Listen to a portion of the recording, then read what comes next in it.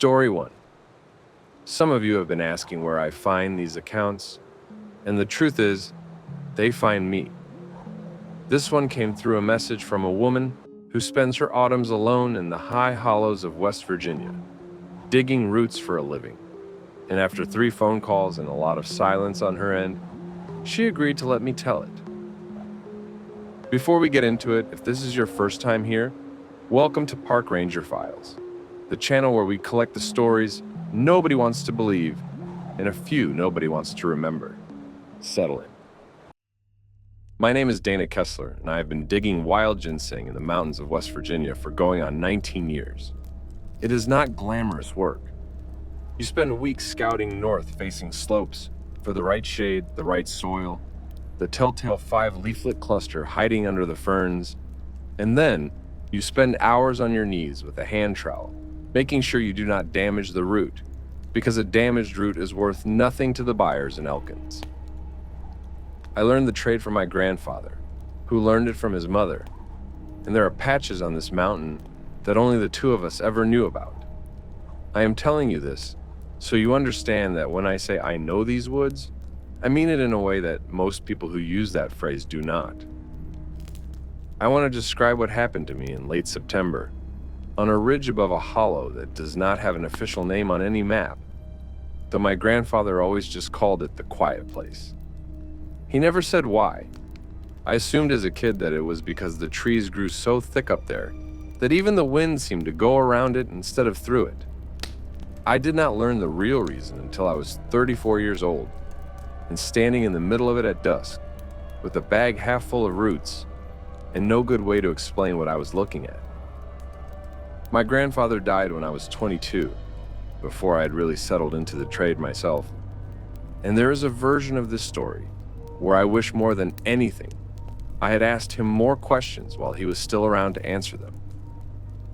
What I do remember distinctly is one evening on the porch when I was maybe 12 years old, asking him why he never dug past a certain point on that particular ridge, even though the ground looked perfect for ginseng the whole way up. Thick shade, the right kind of understory. He told me in the same matter-of-fact tone he used for everything, that some ground belongs to whoever is already using it, and that a smart digger learns which slopes are already spoken for before he ever puts a trowel in the dirt. I laughed it off at the time as one of his old mountain sayings. I do not laugh at it anymore. Wendell told me one more thing that night in my kitchen, something his grandmother apparently repeated often enough that he still had it memorized word for word decades later. She used to say that the copy thing was not trying to hurt anyone by mimicking them. Not exactly. That in her understanding, it genuinely did not know the difference between a voice it had learned and a voice it was. That somewhere in its long, patient practice, it had convinced itself it truly was, whoever it was imitating, and that the real danger was never malice, but a kind of hunger to belong to a shape it did not naturally have. I do not know if that makes what happened to me better or worse. Some nights I think it makes it worse. I'd been digging since noon.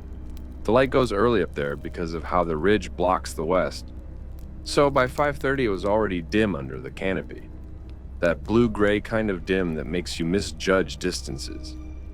I heard something moving through the laurel about 40 yards down slope from me, and I did not think much of it at first, because black bear sign was thick that season, and I'd gotten used to giving them a wide berth and letting them go about their business.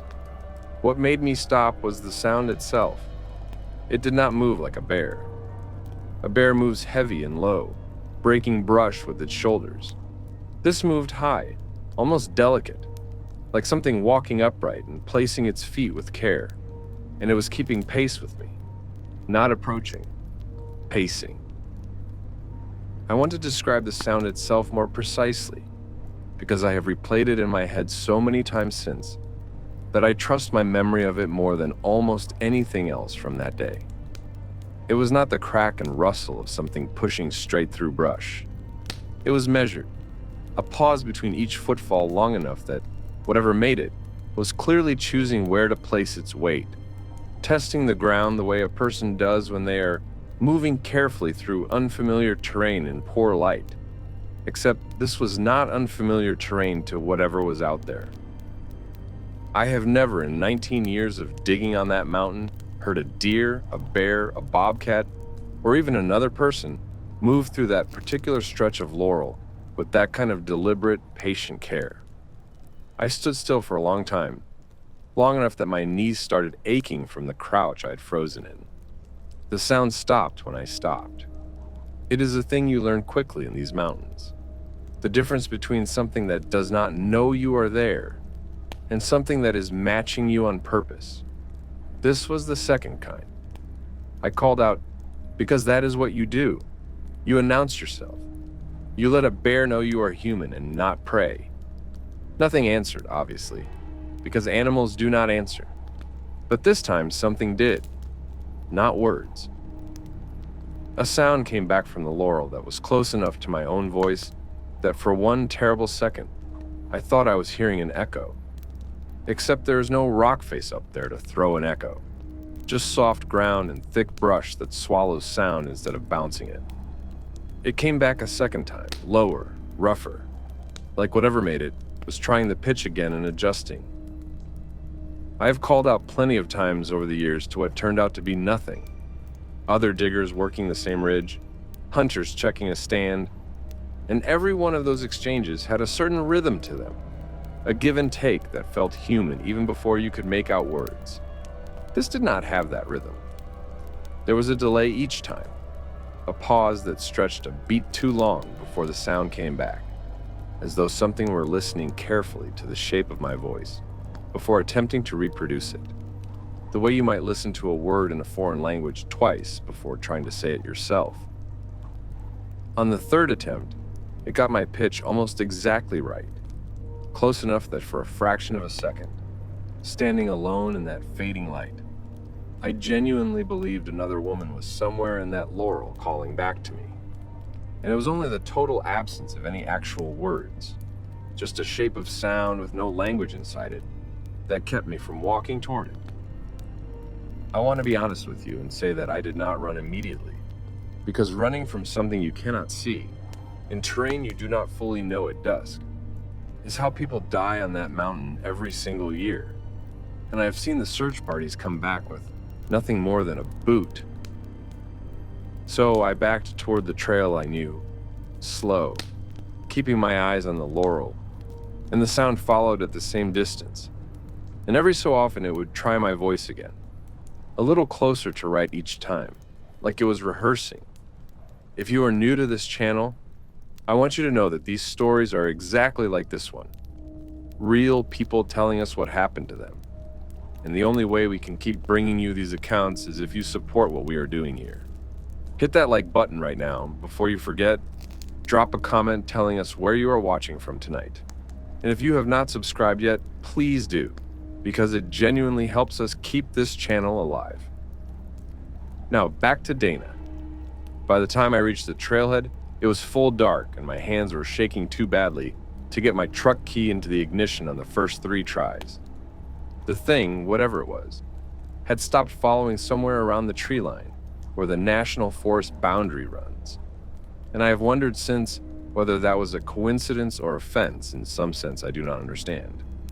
It occurred to me later, replaying the whole thing in my head more times than is probably healthy, that the boundary of the National Forest Tract does not follow any natural feature at that point.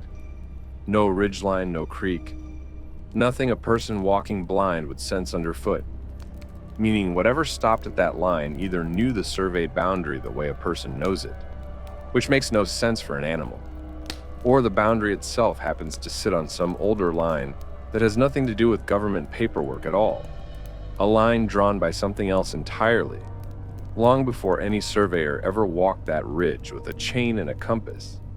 I sat in my truck with the doors locked and the dome light on, which I know defeats the purpose of hiding. But I needed to see my own hands, to believe they were still my hands. I did not go back to that hollow for 2 years. When I finally did, it was with my cousin Wendell, who has hunted that ridge his whole life, and who, when I described what I heard, went pale in a way I had never seen on him before. He told me his grandmother, my great aunt on the other side, used to call it the copy thing, and that she forbade anyone in the family from answering a voice in those woods that sounded like a person calling for help, because the quiet place had a way of learning voices from whoever spent enough time up there, and it used them to draw people off the trail. She said her own brother went missing for 4 days in 1961 after he went to help what he thought was a lost hiker calling his name. And when they found him, he would not speak about where he had been, only that the voice had gotten his laugh right by the 3rd day, which was worse, somehow, than getting it wrong. I did not tell my husband the full story for almost a year, because I did not know how to say it out loud without sounding like I had lost my mind. And Dana Kessler has never in her life wanted to be the woman other people whisper about in the diner. What finally made me talk was a conversation at a ginseng dealer's warehouse in Elkins, where I was selling that season's harvest, when an older digger named Purnell Sizemore, a man I barely knew beyond nodding to at drop-off, asked me out of nowhere whether I'd ever dug near the head of what the old families called the Quiet Hollow. I asked him carefully why he wanted to know, and he told me he had lost a hunting dog up there in the 80s that came back 3 days later, half-starved and would not bark again for the rest of its life, flinching at the sound of its own name for years afterward, as if the word itself had become something to fear. Purnell was not the only one. Over the following 2 years, as I got more comfortable mentioning it carefully to other old-timers in the digging and trapping community, I collected 4 more accounts, all secondhand, all describing the same basic shape. A voice from the trees that started off wrong and got righter each time it was heard. Always testing, always patient, and always, without exception, confined to that same ridge above that same nameless hollow, as though whatever lives up there has never once wandered beyond a boundary. Only it can see. My grandfather kept a hand-drawn map of every ginseng patch he ever worked. 40 years of careful notation in a leather-bound notebook I inherited when he passed. I went back through it after everything happened and found that the Quiet Hollow was the one patch on that entire mountain he had marked, not with his usual symbol for a productive dig site, but with a small cross, no explanation, just the mark, repeated at every entry where that location appeared, going back to the earliest pages from the 1960s. I do not know if that was a warning to himself, a marker for something he witnessed, or simply an old man's private superstition. I never got the chance to ask him before he passed, and it is one of the great regrets of my life that I did not think to ask sooner, back when the woods still felt like they belonged entirely to us, and nothing else. I do not dig in the quiet place anymore. There are other slopes, other patches, and the roots up there will keep for whoever finds them next, human or otherwise. But I still think about the sound trying my voice on for size in the dark, getting closer to right with every attempt. And I wonder what would have happened on the 4th or 5th try, if I had stayed to hear it. My husband still asks every autumn when digging season rolls back around whether I want to try the quiet place again now that so much time has passed, half joking, testing whether the story has softened with distance the way old fears sometimes do. It has not softened. I do not think it ever will. If this story got under your skin even a little, that is exactly what we are here for. Please take a second to like this video. It costs you nothing, and it means everything to a small channel like ours. Drop a comment and tell us if you have ever heard something in the woods that sounded almost but not quite human. And subscribe so you do not miss the next account, because trust me, the next one is worse. We will be right back with Story 2. Story 2. 3 in the morning, tones drop on the pager, and you are out of bed and pulling your boots on before your brain even catches up to what station is being called. That is how most of my nights start, and that is how the worst night of my life started too. So before we get into it, if you found this channel through a recommendation, stick around, because Park Ranger Files exists to tell you the stories that first responders, truckers, hunters, and everyday people do not usually talk about outside of their own circles. Tonight we are going into the hollows of eastern Kentucky, with a man who spent 11 years running a volunteer fire department. I am Roy Tatum, and until 2 years ago, I was the chief of a 9-person volunteer fire department that covered about 60 square miles of ridge and holler in Kentucky, most of it without cell service, some of it without real roads. When your department is that small and that rural, you are not just fighting structure fires. You are the ambulance until the real ambulance gets there from 40 minutes out. You are the search party when somebody wanders off. You are the first face a family sees when something has gone wrong. I want you to understand that before I tell you this, because I need you to know I am not a man who spooks easy. I have pulled bodies out of wrecks that still visit me at night. This is different. Elwood Prater was a familiar name to every one of us on that department. We had responded to his place twice before over the years. Once for a minor chimney fire he had already put out himself before we arrived, and once for a medical check when a neighbor could not raise him by shouting from the road and got worried he had fallen. He was the kind of independent old man rural fire departments come to know well over the years. Stubborn about accepting help, proud of managing alone since his wife passed, meticulous in his habits down to locking his door every single night out of an old-fashioned sense of propriety, even though he lived at the end of a road nobody used. That is exactly why the unlatched door and the untouched supper felt so wrong to us from the first moment we stepped inside, because nothing about that scene matched anything we thought we knew about how carefully that man kept his home. The call came in as a possible structure fire on Binner Ridge, way up past where the county stops maintaining the gravel, at a cabin that belonged to an old man named Elwood Prater, who lived alone and did not have a phone. So the call had actually come from a neighbor 3 miles down, who said she saw an orange glow through the trees around 1 a.m. We loaded the brush truck because a full engine could not make that grade. And it was me, my assistant chief, and 2 junior guys, up a switchback road with washouts you had to know by memory to avoid. When we came around the last bend, there was no fire. The cabin sat dark and quiet, no smoke, no glow, nothing burning anywhere on that ridge as far as we could see. My assistant chief, a steady man named Wendell Osborne, who does not rattle over much, was the first one to say something felt wrong before any of us could put a word to it. It was the quiet, not the kind of quiet you get on a ridge at 1 a.m, which usually has some texture to it. Insects, wind, and owls somewhere. This was flat quiet, the kind where your own breathing sounds too loud. We went up to check on Elwood anyway, because a call like that, even a false alarm, you still confirm the resident is safe.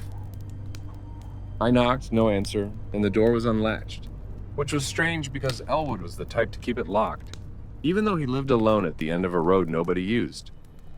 Inside, his supper was still on the table, half-eaten, the coffee beside it gone cold but not evaporated dry, meaning it had probably sat there a few hours at most. His truck was parked out front. His hunting dog, a old blue tick hound named Sarge that never left his side, was gone too. No sign of a leash or a struggle, just an open door and a dark house. We searched the property with flashlights for the better part of an hour, calling his name. And it was on that search that Wendell found something in the mud, about 80 yards behind the cabin, near where the tree line starts climbing toward the ridge top. Elwood's boot prints were clear enough. An older man's shuffling gait, heading straight back into the trees, like he had walked there with purpose, not stumbled or been dragged. Alongside his prints, and this is the part I still cannot make sense of, were a second set of prints. Barefoot, human-shaped in the heel and arch, but with toes that splayed too wide and dug in too deep, like something heavy had been walking on the balls of its feet, the way you would if you were trying to move quiet and fast. What struck all of us, even before Wendell said anything out loud, was how close together the 2 sets of tracks stayed the entire distance we could follow them. Never more than 3 or 4 feet apart, side by side almost the whole way, as if Elwood had been walking companionably alongside whatever left those prints. rather than fleeing from it or being pursued by it. There was no sign of dragging, no sign of a struggle, nothing to suggest force had been used at any point, which was in some ways more disturbing than finding evidence of a struggle would have been, because it meant that wherever Elwood Prater went that night, some part of him had gone willingly.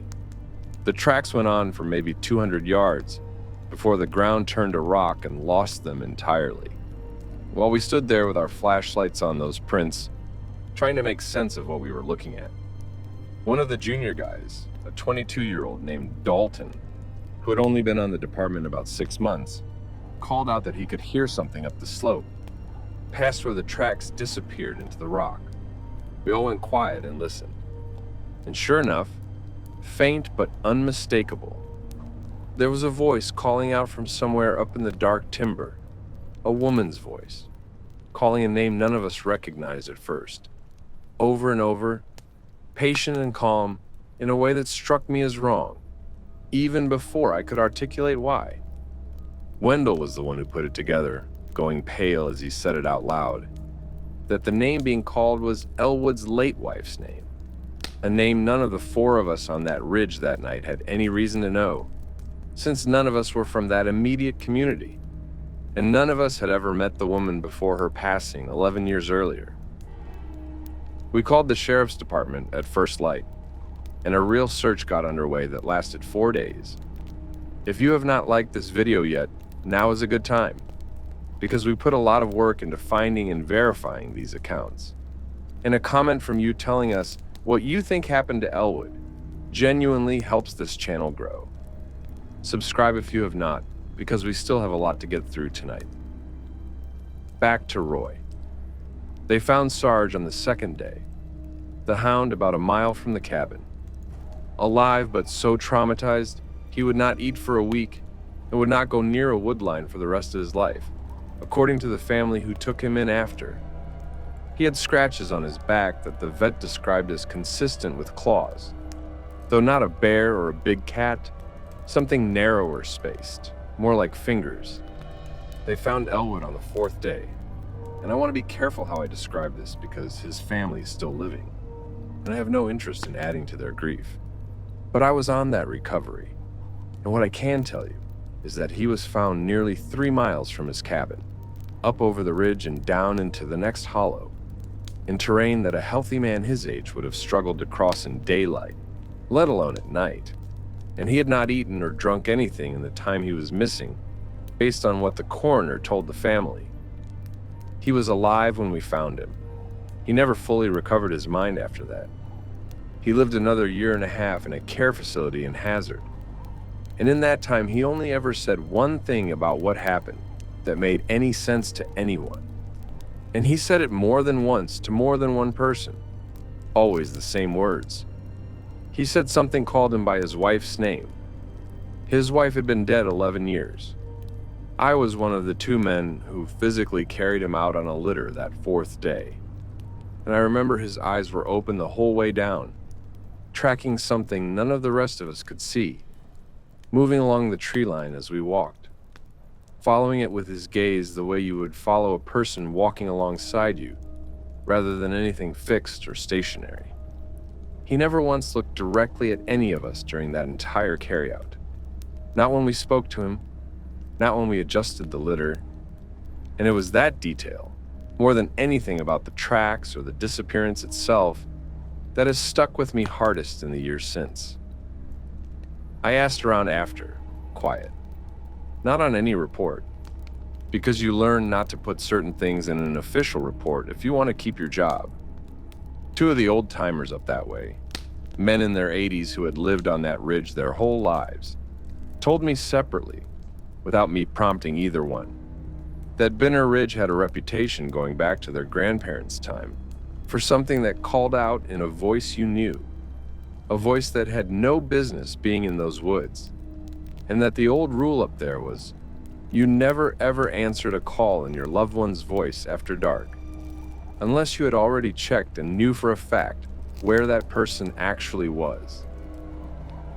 After Elwood passed, close to 2 years after that night, I made a point of driving out to the county records office, and pulling whatever old reports I could find related to Binner Ridge, curious whether the department had ever logged anything similar before my time as chief. I found 3 prior incidents going back to the 70s, each one filed under vague language like disorientation or possible medical event. Each one involving a resident found miles from home and terrain that did not match their physical capability. And in 2 of the 3, a handwritten note from the responding officer, buried in the file, mentioning that the family reported the missing person had been heard talking as though responding to someone shortly before they disappeared, though no other person was ever found to have been present. I also went back and talked to Wendell about it, my assistant chief, because he had been the one to find those tracks, and I wanted to know if it still bothered him the way it bothered me. He told me something he had never mentioned that night on the ridge, which was that as we were searching, before Elwood's tracks were even found, he thought he heard his own late mother's voice calling his name from somewhere off in the dark, past the tree line, faint, uncertain, and that he had ignored it entirely, walked the opposite direction on purpose, because something about the pitch had felt subtly wrong to him, even before his conscious mind caught up to why. He never told me in the moment, because he did not want to spook the younger guys on the call, and he has not spoken about it since, except that once, to me, standing in my kitchen 2 years later, with 2 cups of coffee going cold between us. I do not know what walked Elwood Prater 3 miles into the mountains that night, wearing his dead wife's voice like a coat. I've run 100 calls in those hollers before that night and 100 since, and I have never heard anything explain it to my satisfaction, and believe me, I have asked. I retired as chief not long after that Elwood Prater call, and though I told most people it was simply time, closing in on 30 years of emergency service work between my paid job and the volunteer department, the truth is that Ridge changed something in how I saw those hollers I had spent my whole life driving through without a second thought. I still live in that county. I still wave at my neighbors and sit on my porch in the evening, same as always. But I do not walk in those woods alone after dark anymore, not even on my own property. And I have never been able to fully explain that decision to my wife beyond telling her that some things you carry a call for the rest of your life, whether or not you ever get the chance to close it out properly. If this one stuck with you, that is the whole point of this channel. And the best way to support what we do is simple. Hit like, drop a comment with your theory on what those tracks belong to, and subscribe so the next account finds you the moment we post it, because these stories only get scarier from here. Stay close, we have got story 3 coming right up. Story 3. There's a particular kind of silence that comes right after you strike a tuning fork, and the room settles back around the note, and I have spent 32 years learning to listen inside that silence for the things most people miss. I never expected that same trained ear would be the thing that saved my life, or maybe cursed me in a farmhouse outside Marlinton, West Virginia. Before I get into it, if you're watching this at night, in the dark, alone, which I'm guessing a lot of you are, welcome to Park Ranger Files. We appreciate you being here more than you know. My name is Nathaniel Pruitt, and I tune pianos for a living, which is not a career you meet many people doing anymore. I trained under a man in Charleston who himself trained under someone in Cincinnati, an old lineage of ear-trained tuners, going back before electronic tuning devices made half of what I know obsolete for most people, though there are still plenty of folks in these mountains who want a person who can hear a piano properly, not just make it read correct on a screen. My work takes me to a lot of old houses, a lot of churches, a lot of places that have not seen a stranger cross the threshold in years. And that is how I ended up at the Colbert farmhouse on a Tuesday afternoon in early November. I should say that in 32 years of this work, I have tuned instruments in some genuinely strange conditions. Pianos in barns, pianos in unheated churches in the dead of winter. One memorable piano that had been left in a flooded basement for 2 days before anyone thought to call me. None of that ever unsettled me the way this job did. And looking back, I think it is precisely because nothing about the assignment gave me any reason to expect trouble. It was, on paper, the most routine kind of job I take. An estate piano needing a standard tuning before appraisal. The sort of call I get several times a year without incident. The call had come through an estate lawyer handling the affairs of an elderly widow named Opal Colbert, who had passed away that summer. There was an upright piano in the house, a beautiful old instrument, German-made, that the family wanted appraised and tuned before it went up for sale, along with the rest of the property. I want to be clear that at no point did anyone mention anything strange about the house. It was simply a job, 40 miles up a state route and then another 6 on gravel. A 2-story farmhouse set back from the road, behind a stand of black walnut trees that had dropped their leaves early that year. I let myself in with the key the lawyer had left under a flower pot, which is a level of small-town trust I always found comforting, until that particular afternoon. The piano sat in the front parlor, dust-sheeted, and I spent the first hour just doing my normal inspection, checking the pin block, the soundboard, looking for cracks or water damage before I even touched a key. It was in remarkably good shape for its age.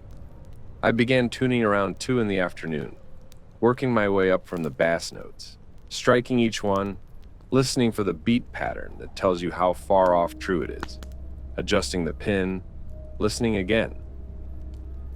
Here's the thing about tuning a piano in an empty house. You develop an intimate sense of that house's acoustics over the course of an afternoon. You learn exactly how a note decays in that particular room, how long the sustain lasts before it falls below the threshold of hearing, how the sound behaves differently depending on whether a door down the hall is open or closed. By the time I was working through the middle octaves, I had that farmhouse's silence memorized the way you memorize a person's voice.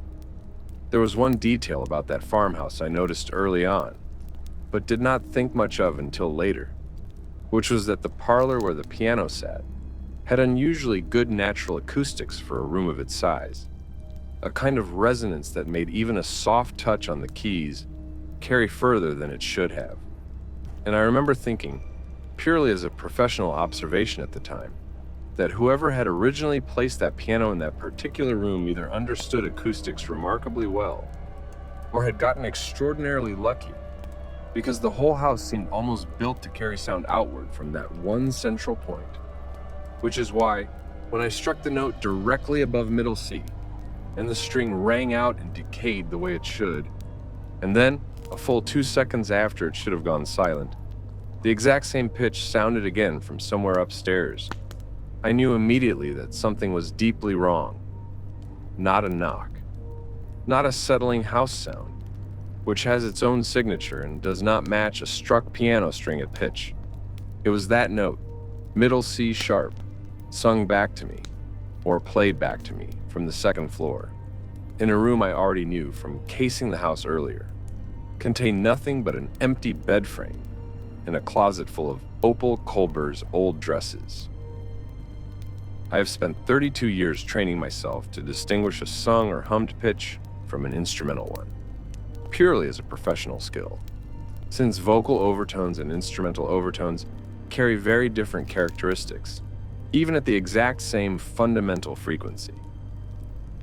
What came from upstairs that afternoon had the harmonic signature of a human voice, not a recording, not an instrument, a voice, though pitched in a register that did not clearly read as male or female, closer in quality to a boy's unbroken voice, or possibly something in between that I have no professional vocabulary to properly describe. I did what I think most reasonable people would do, which is I stopped playing and I sat very still, and I listened. Nothing more came for almost a minute, long enough that I started to convince myself I had imagined it. Some trick of the house's acoustics bouncing my own note back to me through a duct or a chimney flue. So I tested that theory. I struck a different note, a low A, 3 octaves down from where I had been working, a pitch with a completely different resonant signature. I waited. 15 seconds later, that same low A rang out from upstairs, matched almost perfectly, though slightly sharp. the way an amateur singer might hum a pitch just a hair off from true. If you have made it this far into the video, do us a favor and hit that like button right now.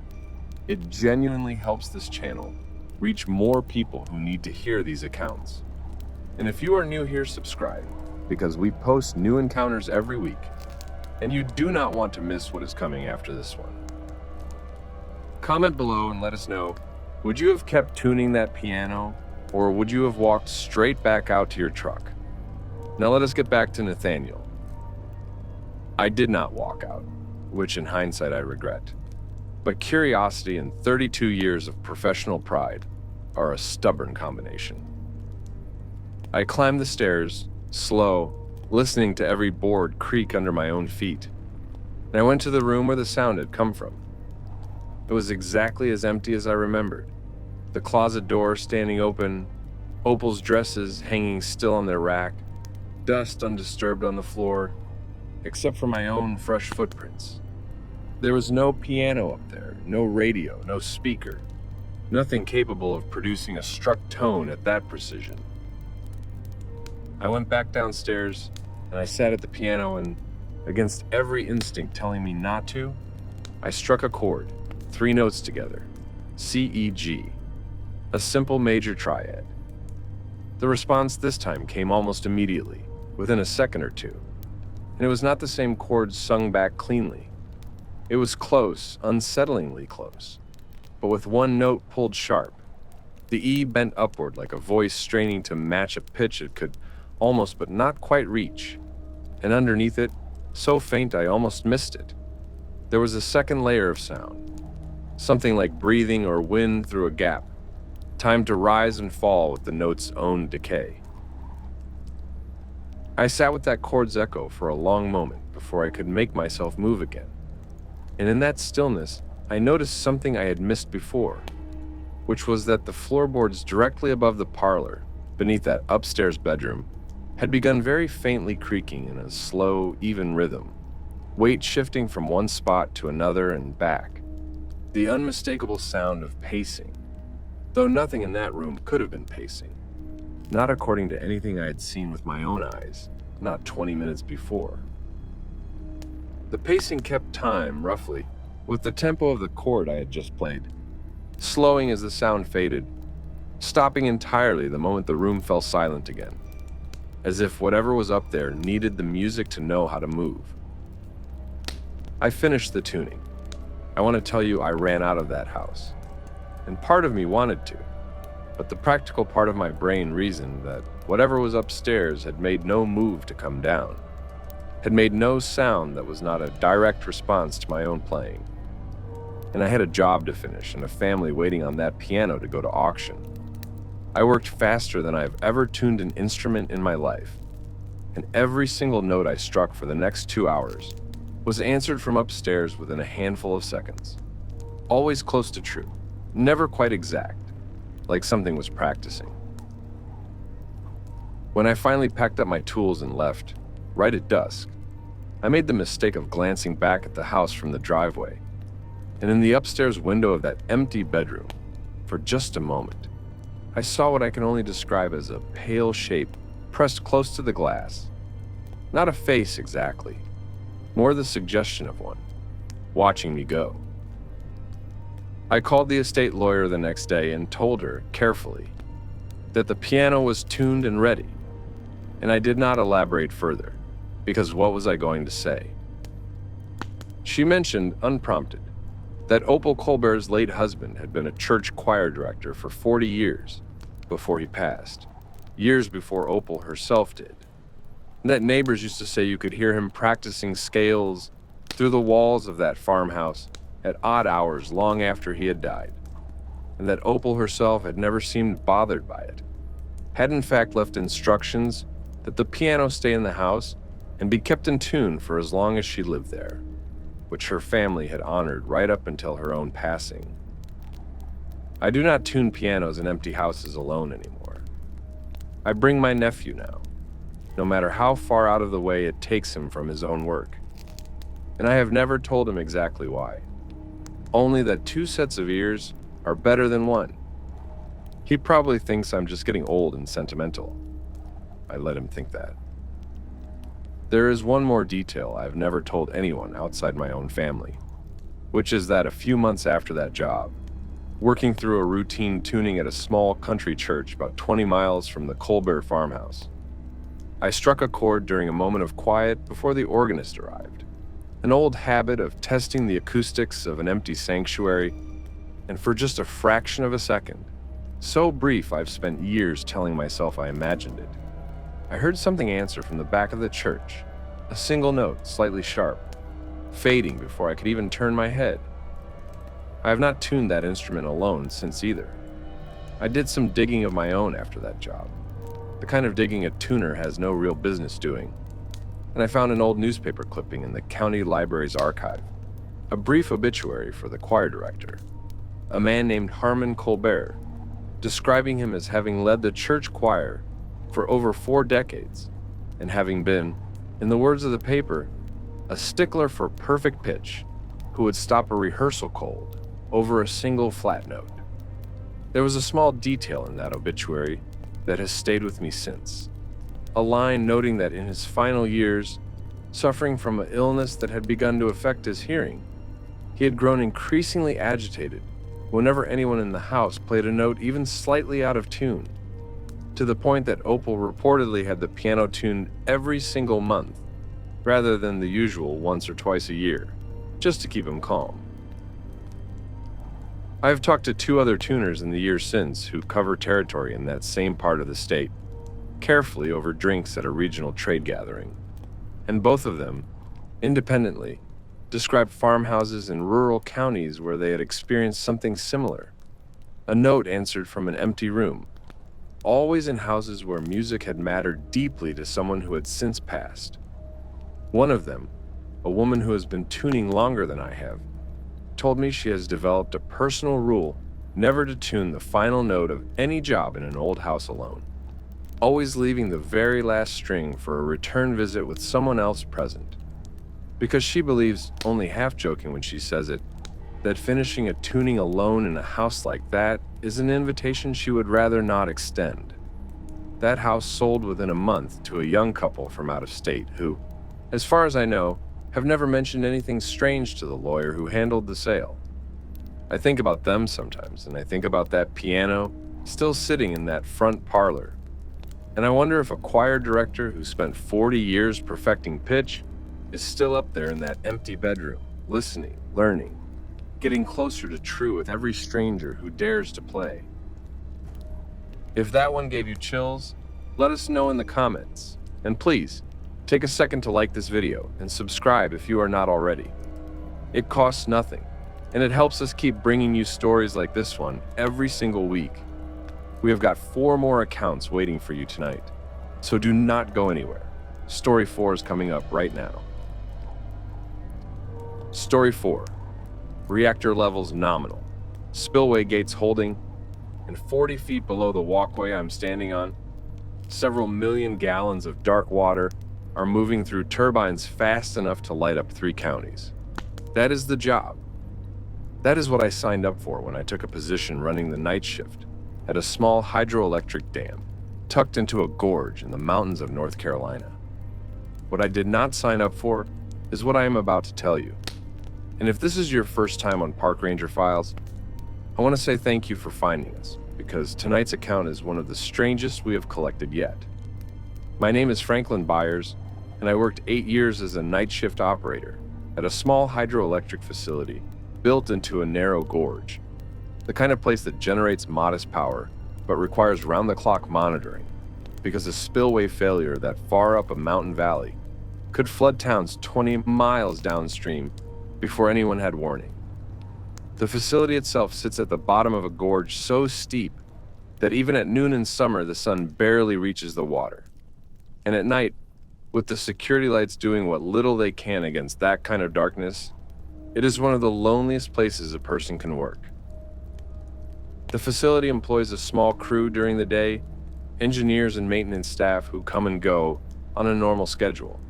But at night it is just one operator, alone in a control room lit mostly by instrument panels, with a set of scheduled walking rounds required every 2 hours to physically inspect the spillway, the intake structure, and the lower catwalks by the tail race. Most operators who take that shift long-term develop a particular relationship with the isolation. Either they come to genuinely enjoy the solitude, or they burn out within a year or two and transfer somewhere with more human contact.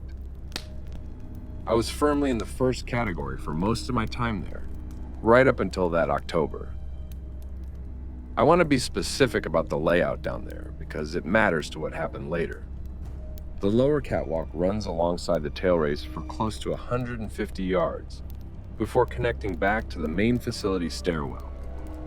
And for most of that stretch, the gorge wall rises up steep and close on the far side of the channel. Close enough in places that on a still night, you can hear rockfall from up top, land in the water, small stuff mostly, pebbles and loose shale working their way down. I had grown so used to that ambient sound over the years that I stopped consciously noticing it, which is probably why the change, when it came, felt so immediately wrong to some part of my brain before I could even articulate why. Most nights the job is exactly as boring as it sounds. You walk your rounds, you check your gauges, you log your readings, you drink too much bad coffee, and you watch the water move through the intake in a way that becomes almost hypnotic after enough hours. The gorge has its own sounds, the water itself, the turbines, wind funneling down through the rock walls in a way that can sound almost like voices if you let your mind wander, which I never let it do. Because a man alone at a dam at 3 a.m. cannot afford an imagination. The trouble started, as best I can place it, in my 4th year on the job, in late October, during a stretch of unusually low water, when the reservoir upstream had been drawn down for scheduled maintenance on the spillway gates. Lower water meant more of the gorge walls were exposed than usual, rock faces that normally sat underwater year-round. And it was during my rounds on one of those nights that I first noticed the smell, something like wet fur and standing pond water, coming up from the exposed bank below the walkway, strong enough that I actually stopped and shone my flashlight down, looking for a dead animal, a drowned deer, something that would explain it. I did not find anything, but I heard something instead. A low sound from further down the gorge wall, past the reach of my flashlight, that I can only describe as something large, shifting its weight against rock. Not falling rock, not water. A deliberate, controlled sound, like a very heavy body repositioning itself. I want to tell you, I am not a superstitious man. I grew up going to church regular, and I do not believe in ghosts, but I do believe in things that have not been properly named yet. And that night, I became convinced there was something living in that gorge that had no business being there. Over the following weeks, always on nights when the water ran low, I started finding tracks along the exposed bank during my morning walkthrough before the day crew arrived. Tracks that I photographed on my phone because I knew nobody would believe me otherwise. Tracks that looked something like a large dog's, but far too broad across the pad, with an extra toe that no canine in that part of the country should have, pressed so deep into the mud that whatever made them had to weigh close to what a black bear weighs, though the shape was all wrong for a bear. There was one particular morning in early December, right before the reservoir was scheduled to be refilled and the low water period would end, when I found something worse than tracks. Partway along the exposed bank, wedged into a crevice in the rock where the water normally sat 8 or 9 feet deep, I found the remains of what had clearly been a large animal. A deer by the size of the bones, but stripped and arranged in a way no natural predator leaves a kill. The bones laid out almost deliberately in a rough line pointing back toward the deepest, darkest part of the gorge, as though something had wanted whoever found it to understand which direction not to go. If you have not liked this video yet, please do. It takes 2 seconds, and it tells the algorithm to show these stories to more people who need them. Comment below. If you have ever worked a night shift somewhere isolated and experienced something you could not explain, We read every single one and subscribe, because we have got 3 more accounts after this one, and you will not want to miss them. Back to Franklin now. The tracks kept appearing through November, always following the same pattern, always on nights when the water was low enough to expose that stretch of bank, and always accompanied by that same wet fur smell that seemed to cling to the gorge for hours afterward. I reported it to my supervisor as a possible large predator near the facility, worried about liability if a maintenance worker ran into something dangerous during a daylight inspection, and he had wildlife officials come out twice to look at the tracks. Both times, by the time they arrived, the tracks had washed out or been disturbed enough that nobody could make a confident identification. And both times, I got the distinct impression the officials thought I was either exaggerating or mistaken.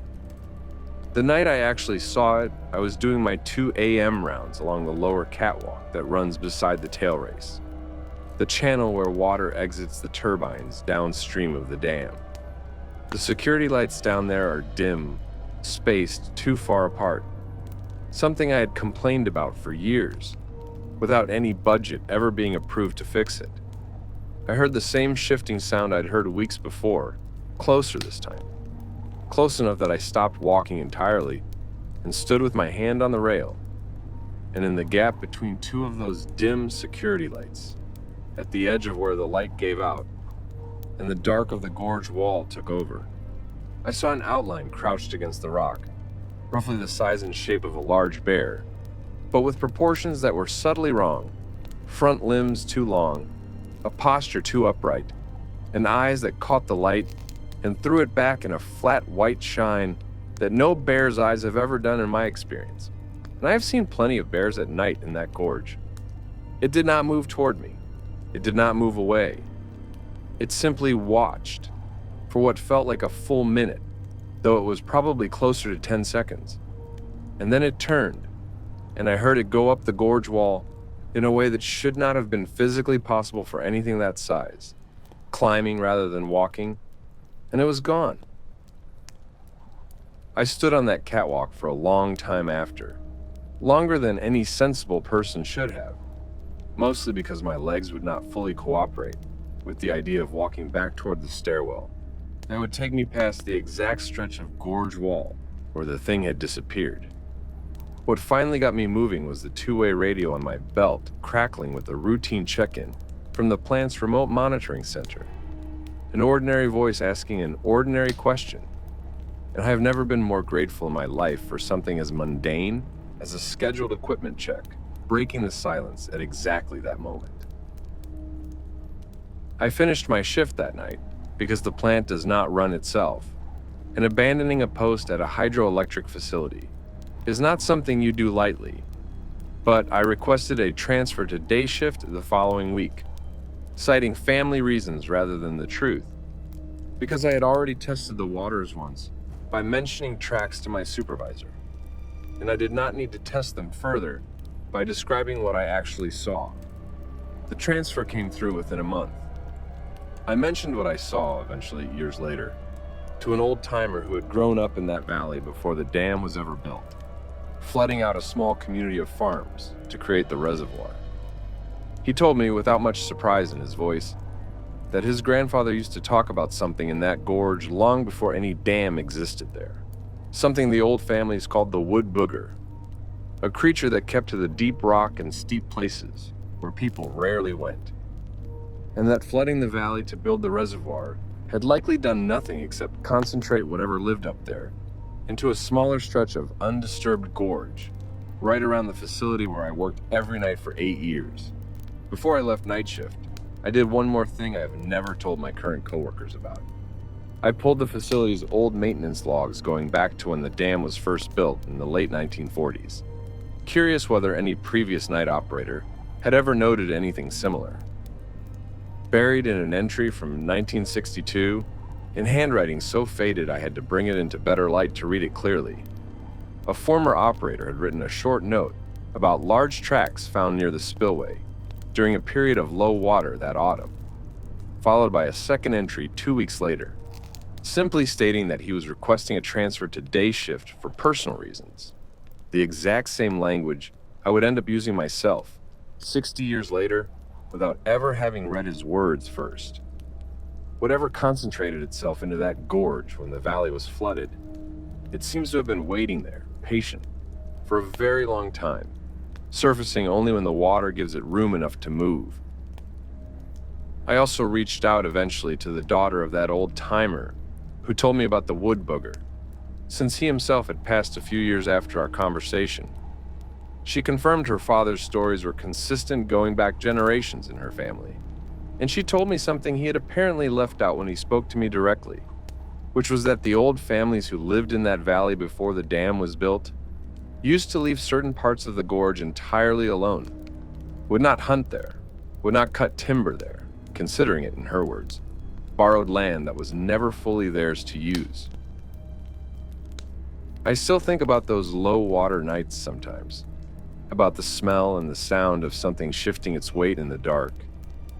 And I am grateful, more than I can properly express, that I requested that transfer when I did, because a man cannot outrun something that can climb a rock wall faster than he can run a catwalk.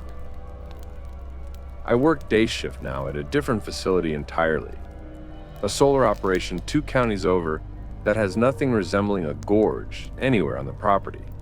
And my current coworkers occasionally tease me for how thoroughly I check the perimeter fence line every single morning before I do anything else, a habit I picked up without meaning to and cannot seem to break. They think it is just old-fashioned diligence from years in the utility business. I let them think that too. If this story creeped you out even a little, that is exactly what we are aiming for on this channel. Smash that like button, leave a comment telling us what you think that thing actually was. And if you have not subscribed yet, now is the time, because Story 5 is coming up right now, and it might be the most disturbing one we have posted all year. Story 5. Okay, so a lot of you have been asking me to bring on more outdoor workers, people who spend their whole professional lives out in these mountains, because you all seem to think, correctly, that those are the folks with the best stories. Tonight we have got a whitewater rafting guide from the Gauley River area in West Virginia, and I am just going to warn you up front. This one involves a stretch of river that guides in that region already avoid running certain sections of after dark for reasons that had nothing to do with rapids. If you are new to Park Ranger Files, welcome, and stick around, because these stories are the real reason people cannot stop watching this channel. My name is Cassandra Whitlow, and I have guided whitewater trips on the Gauley and New River Gorge for 12 years, running everything from beginner floats to the Class 5 rapids that draw serious rafters from all over the country during the fall release season. Guiding is physical, technical work. You have to read water constantly, anticipate hydraulics, and undercut rocks that could pin a raft or a swimmer. And you develop over the years an almost instinctive feel for a river's moods, when it is running clean and predictable, and when something about it just feels off in a way you cannot fully articulate to a client. Most of what I do day to day is genuinely wonderful work, and I want to say that clearly before I get into the rest of this, because I do not want anyone watching to think I regret the career I chose. I have introduced hundreds of people to whitewater who left the river changed for the better, more confident, more alive to something in themselves they did not know was there. That context matters here, because it means when I tell you a particular stretch of gorge felt wrong to me, you should understand that I am comparing it against 12 years of a river feeling right. Thousands of hours on that water in every season and every light condition, which is exactly why that late September afternoon stood out as different from the very first moment things started to go sideways. The incident I want to tell you about happened during a private guided trip in late September, a smaller group than we normally take, just 4 clients who had specifically requested a late season, low water run through a section of the gorge that most commercial trips do not use because the water level makes it technically tricky, but not dangerous in the usual sense. more a rocky, technical paddle than a big water thrill ride. We put in around 2 in the afternoon, planning to take out well before dark, which under normal circumstances would have been more than enough time. The 4 clients on that trip were all experienced paddlers in their own right, which is part of why we had agreed to run that particular technical stretch rather than a standard commercial route. And I want to mention that because it means what happened cannot be chalked up to inexperienced clients panicking over something ordinary. 2 of them had rafted with me before on other trips. And one, a woman in her 50s who had paddled all over the world, later told me privately that in decades of whitewater experience across multiple continents, she had never felt anything on a river quite like what she felt on that stretch of gorge that afternoon. A physical unease she could not attribute to the water itself, which remained calm and entirely manageable the whole time. About 2 hours into the run, one of my clients, a middle-aged man from Ohio, took a bad line through a rock garden and got pinned briefly against a boulder. Nothing serious, no injuries, but it cost us close to 45 minutes, getting him and the raft freed and reassessing the group's readiness to continue. By the time we were moving again, the light was already starting to go gold and low through the gorge walls, and I made the call that we would take out at an emergency access point about 3 miles downstream, rather than push all the way to our planned takeout, because I did not want to be navigating technical water after dark with a group that had already had one scare. What I did not mention to my clients at the time, and have only told a handful of people since, is that while we were working to free the pinned raft, I heard something up on the rim of the gorge above us. A sound like a large rock being deliberately rolled and released rather than falling naturally. And when I glanced up, I caught, just for a second, the impression of a pale shape crouched at the very edge of the rim, gone the instant I focused on it directly. So quickly that I genuinely questioned my own eyes and said nothing, not wanting to alarm a group that already had one member shaken up from the pin. The gorge in that stretch narrows down considerably, steep rock walls on both sides, and the light disappears fast once the sun drops below the ridgeline, even though it is technically still daylight up above. We were maybe half a mile from the emergency access point, moving through a relatively calm stretch of flat water, when I noticed the first thing that struck me as wrong, which was the complete absence of any bird sound. If you spend enough time on a river, you get used to a certain baseline of noise: wood ducks, kingfishers, the general business of a healthy riparian corridor. And that afternoon it had simply gone silent, all at once, the way it does sometimes right before a storm, except there was no storm coming. The second thing I noticed was a smell drifting down off the north bank, something sour and heavy, almost like rotting meat left out in the sun, strong enough that 2 of my clients commented on it independently, within a few seconds of each other. I scanned the bank as we drifted, looking for a carcass. A dead deer washed up, something that would explain it, and instead what I saw was a pale shape moving low and fast through the rhododendron thicket that lines that part of the gorge, keeping pace with our raft, visible in flashes between the branches. If you are enjoying this account, please hit that like button before you keep watching. It genuinely helps this channel reach more people. And if you have not subscribed, do it now, because we have got 2 more stories after this one that you do not want to miss. Comment below and tell us, would you have kept paddling toward the shape or turned the raft around? Now back to Cassandra. I did not say anything to my clients at first, because a guide's job in a moment like that is to project calm, no matter what is actually happening internally. And I told myself it was probably a large dog, maybe a coyote, something explainable moving through the brush.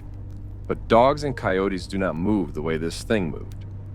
It kept a low, crouching gait, fast and fluid, and every few seconds it would stop entirely and go still, watching us, before starting up again the moment we were level with it. It was pale, almost white, a color that stood out sharply against the dark green of the rhododendron. And it was big, bigger than any coyote, closer in size to a large deer but built wrong for a deer, low to the ground, with a gait more like a big cat's stalking walk than anything hoofed. There was a moment right as we came through a narrower channel where the raft passed close enough to the bank that I could have reached out and touched the brush with my paddle, when the thing stopped its pacing entirely and simply stood still, facing us directly. And I got a clear enough look in that instant to notice its head was held at an angle that no four-legged animal holds its head at naturally, tilted, almost curious, the way a person tilts their head when they are studying something they do not quite understand yet.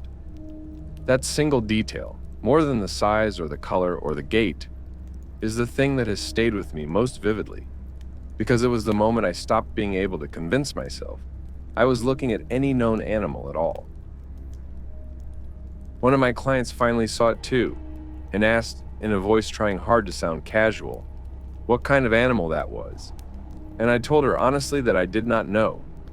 And I picked up my paddling pace, calling for the group to help me push us through the flat water, faster than we normally would on a calm stretch.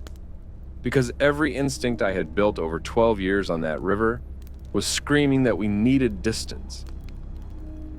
The thing kept pace with us for almost the entire half-mile to the access point, never closing the distance, never falling behind, always visible just at the edge of the brush line.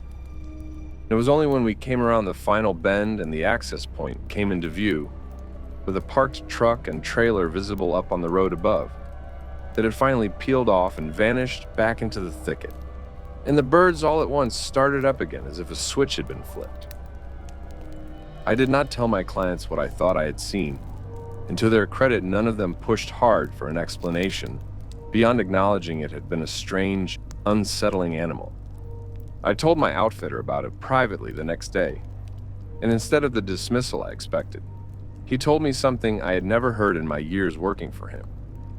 He said older guides who had run that gorge back in the 70s and 80s, before commercial rafting really took off in the region, used to talk about something they called the White Thing, a pale creature that haunted that particular stretch of the New River Gorge and was known to shadow people along the banks at dusk, never attacking, seemingly content just to watch and be seen, though nobody who had encountered it wanted to test what would happen if you lingered too long. I brought it up once carefully at a gathering of guides from several different outfitters in the area, the kind of informal end-of-season party where people let their guard down a little after a long summer of performing calm for clients all day. I expected to be laughed at. Instead, 3 other guides from 2 different companies described almost identical experiences, always in that same narrow stretch of gorge, always at dusk, always a pale, low shape pacing a raft or kayak from the brush line without ever closing the distance. One of them, a guide who had been running that river for over 20 years, told me he had stopped taking any trip out that late in the day entirely, regardless of what an outfitter's schedule called for, and that he had quietly built extra buffer time into every trip plan specifically so he would never again be caught on that stretch of water after the lights started to go. I also spoke a year or so later with a wildlife biologist who did survey work in the gorge for the state, mentioning the encounter in vague terms as an unusual animal sighting, curious whether there was any documented species that might explain it. She told me, somewhat carefully, that there had been unconfirmed reports over the decades of a pale, unidentified animal in that same stretch of the New River Gorge, reports that predated any formal wildlife survey work, and that had never been substantiated enough to warrant official investigation, filed away, as she put it, in the same drawer as most folklore, interesting but unactionable. I still guide that stretch of river, because it is my livelihood and because the low-water technical runs through that gorge are honestly some of the most beautiful paddling in the state. But I do not run it late in the day anymore, not ever, no matter how good the light looks or how much a client might want to push the schedule. Some rivers, I have come to believe, keep their own kind of company along their banks, and the smartest thing a person can do is make sure they are off the water and up the access road before that company comes out to watch the sunset. The client who told me about her global paddling experience still books trips with our outfitter every fall, and she has never once asked to run that stretch of gorge again, choosing other sections instead without ever needing an explanation from me about why I no longer offer it as a late-day option. Some understandings between people do not need to be spoken out loud to be fully agreed upon. If that story had you holding your breath, let us know down in the comments, and please take a moment to like this video and subscribe. It is the only way this small channel keeps growing and keeps bringing you accounts like this one. We are not done yet tonight. Story 6 is coming up right now. Story 6. The smell of a taxidermy shop is not what most people expect. It is not the smell of death, not really. It is borax and tanning solution and sawdust and old wood, closer to a hardware store than anything else. And I have spent 26 years of my life surrounded by that smell, mounting deer and bear and the occasional bobcat for hunters all over the eastern part of Tennessee. I never expected the strangest thing to ever happen in my professional life would arrive not from the woods themselves, but from a set of remains a hunter brought in one October afternoon that I could not, in the end, bring myself to finish mounting. Before we get into it, if you have been with this channel a while, you already know we do not exaggerate these accounts. And if you are new, welcome. You picked a good night to join us. My name is Terrence Whitfield, and I own a small taxidermy shop outside Newport, Tennessee, right up against the edge of the Cherokee National Forest. My clients are mostly deer hunters and the occasional turkey or bear hunter. And over the decades, I have developed a reputation for doing careful, lifelike work. The kind that makes a mount look like the animal simply paused mid-stride, rather than the stiff, glassy-eyed pieces you sometimes see from less careful shops. I say all this because I want you to understand. I am someone who has handled thousands of dead animals with a professional's steady hand. And steady hands are not something I have anymore. Not entirely. Not since that October. I want to explain a little about how the intake process normally works, because it matters for understanding why this particular specimen stood out so quickly. When a hunter brings me an animal, my first job is assessment, not preparation. A careful visual and physical inspection to determine the condition of the hide, the amount of damage from the harvest itself, and any anatomical irregularities that might affect the final mount. All of it recorded in notes and photographs before a single cut is made. After 26 years, that assessment has become almost automatic, a kind of muscle memory that lets me clock 100 small details about an animal without consciously thinking through each one. That automatic process is exactly what stopped working on me the moment I unwrapped what Elias had brought in, because nothing about my trained instincts could settle on what I was actually looking at. A hunter named Elias Dunmore, a man I had done work for several times before and trusted as a straightforward, serious client, brought in what he told me was a large coyote he had taken on a ridge above his property, a property that backs right up against national forest land in a remote section of the county. He wanted a full body mount, wanted it looking aggressive, snarling, the kind of display piece hunters like for a den wall. I told him to leave it with me and I would call when it was ready to be picked up for final approval before mounting. Elias had been a client of mine for close to 8 years by that point, bringing me 2 or 3 deer most seasons, along with the occasional turkey. And I knew him well enough to know he was not a man prone to exaggeration or nervousness in the woods, having grown up hunting that same property with his father before him.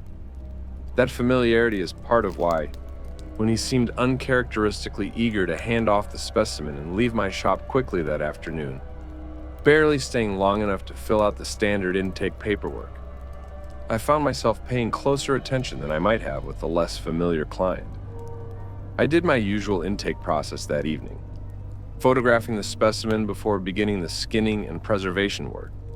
And it was during that photography that I first started to feel something was not right. The animal Elias had brought in was coyote-sized, roughly, maybe a bit larger than average.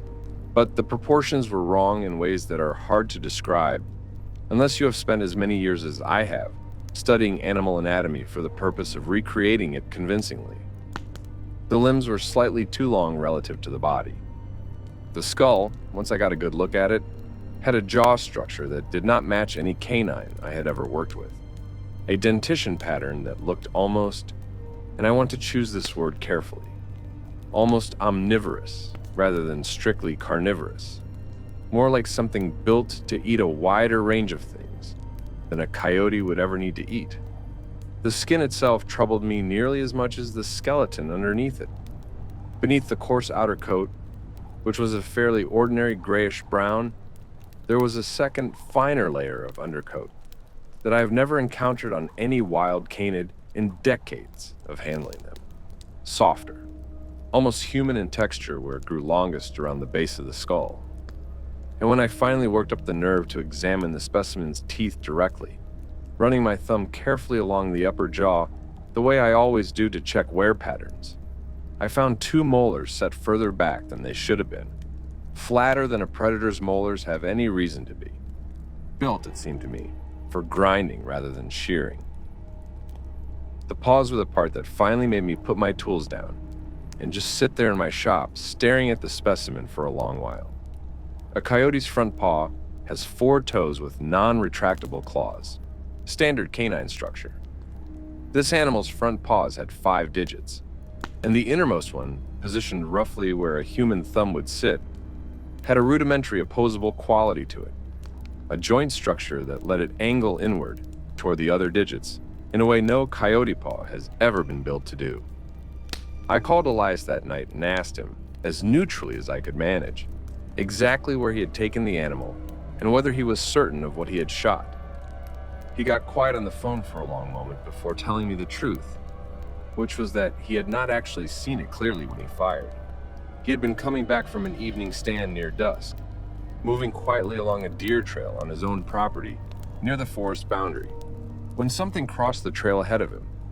At a distance he estimated at maybe 30 yards, moving low and fast, and he had fired more out of startled reflex than deliberate aim. And when he went to check, he found the animal already dead from what he described as an almost impossibly lucky shot, given how quickly and instinctively he had fired. If you are finding this account as unsettling as I did putting it together, please take a second and hit that like button. It really does help this channel reach the people who need to see it. Drop a comment telling us what you think Elias actually shot that night. And subscribe if you have not already, because we have got one more story after this, and it might be the strangest one yet. Back to Terrence now. I told Elias I needed a few more days before I could give him an honest assessment of what the specimen actually was. And in that time, I did something I'd never done before in my career, which is I reached out to a contact I had at a university wildlife biology department, a professor I'd done occasional consulting work for identifying unusual roadkill specimens over the years. I sent her photographs, careful ones, of the skull, the paw structure, the dentition. Her response took 3 days to come back, and when it did, it was shorter and more cautious than any professional correspondence I'd ever received from her. She said the photographs were consistent with no known North American canid, that the dental and manual anatomy suggested either a significant and previously undocumented mutation, or, and she put this in quotation marks in her email, as though she did not fully believe she was writing it herself, a hoax constructed with unusual skill. She asked twice whether she could examine the specimen in person. I never sent it to her. I want to explain why, because I have thought about this decision more than almost any other decision I have made in my professional life. 2 nights after Elias first brought the specimen in, while it was still in my shop's cold storage awaiting the tanning process, I came in early one morning to find that every other piece I had in cold storage, 3 deer capes and a bear hide belonging to other clients, had been disturbed, pulled partway out of their storage bags, as though something had been searching through them, looking for something specific. And my shop door, which I keep locked and alarmed, showed no sign of forced entry at all, the alarm never having triggered. I went straight to my cold storage unit to check on the specimen itself, half expecting it to be gone entirely, and it was still there, undisturbed in its bag, which somehow bothered me more than if it had vanished. Whatever had gotten into my shop that night had gone through every other piece of stored hide and cape in that room, methodically it seemed, working its way through each bag, and had left the one specimen I would have expected it to be most interested in, completely untouched, sealed exactly as I had left it. I have turned that fact over in my mind more times than I can count, and the only explanation I have ever settled on, one I do not particularly like, is that whatever searched my shop that night was not looking to recover the specimen at all, but was looking for something else it expected to find alongside it. I did not report it to the police because I did not know what I would say. What I did was call Elias and tell him, honestly, that I could not complete the mount, that something about the specimen made me deeply uncomfortable, and I offered him a full refund, which he accepted without much argument, seeming almost relieved himself that I had made the decision for him. I disposed of the specimen myself, out on my own property, burying it deep in a spot I have not gone back to check on since, and I have never told my wife the real reason I spent an entire Saturday digging a hole on our back acreage that fall. I asked around after, carefully, among some of the older hunters and trappers I have known for decades in that part of the county, whether anyone had heard stories about something with hands instead of paws living up near the national forest boundary. Two separate old-timers, unprompted by each other, told me variations of the same story their own grandparents had told them, about something the old Cherokee families in that area were said to call by a name that roughly translates to the one with the long finger, or the sharp finger. A creature said to hunt travelers on lonely trails and mimic the shape of ordinary animals when it wanted to move through the woods without being noticed for what it truly was, only revealing its true and terrible hand when it had a victim close enough to reach.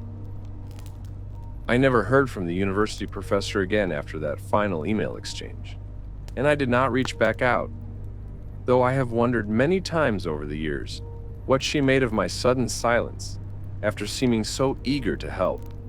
I did, however, run into Elias Dunmore again about a year later at a hardware store in town, and he told me, unprompted, that he had sold that piece of property backing onto the national forest. Could not say exactly why, beyond a general sense that he no longer wanted to walk that ridge alone, even in daylight, a feeling he admitted he could not fully justify to his own wife when she asked why they were moving after living there for over a decade. I asked around further after that, wider than just the immediate area, reaching out to a taxidermist friend 2 counties over who does similar work, describing the specimen in general terms without giving away too much. He told me, to my genuine surprise, that he had turned away a very similar job himself a few years prior. A specimen brought in as a supposed bobcat that he described using almost the exact same words I would have used. Wrong proportions, a paw structure that did not belong to any cat he had ever mounted, and that he too had quietly declined to finish the work and had disposed of the remains rather than keep them in his shop any longer than necessary. I do not know if what Elias shot that October evening was truly that thing, wounded and dying, caught for once in an animal's shape it could not fully maintain as it died. I do not know if burying it was the right choice or a mistake I will never be able to undo. What I know is that I have not slept fully through a night since, and that every single mount I complete now, I check the paws first, before anything else, before I even think about beginning the work.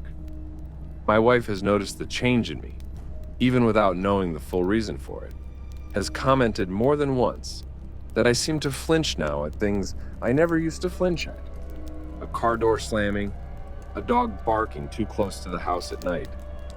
I have thought about telling her everything, laying it all out the way I have laid it out here.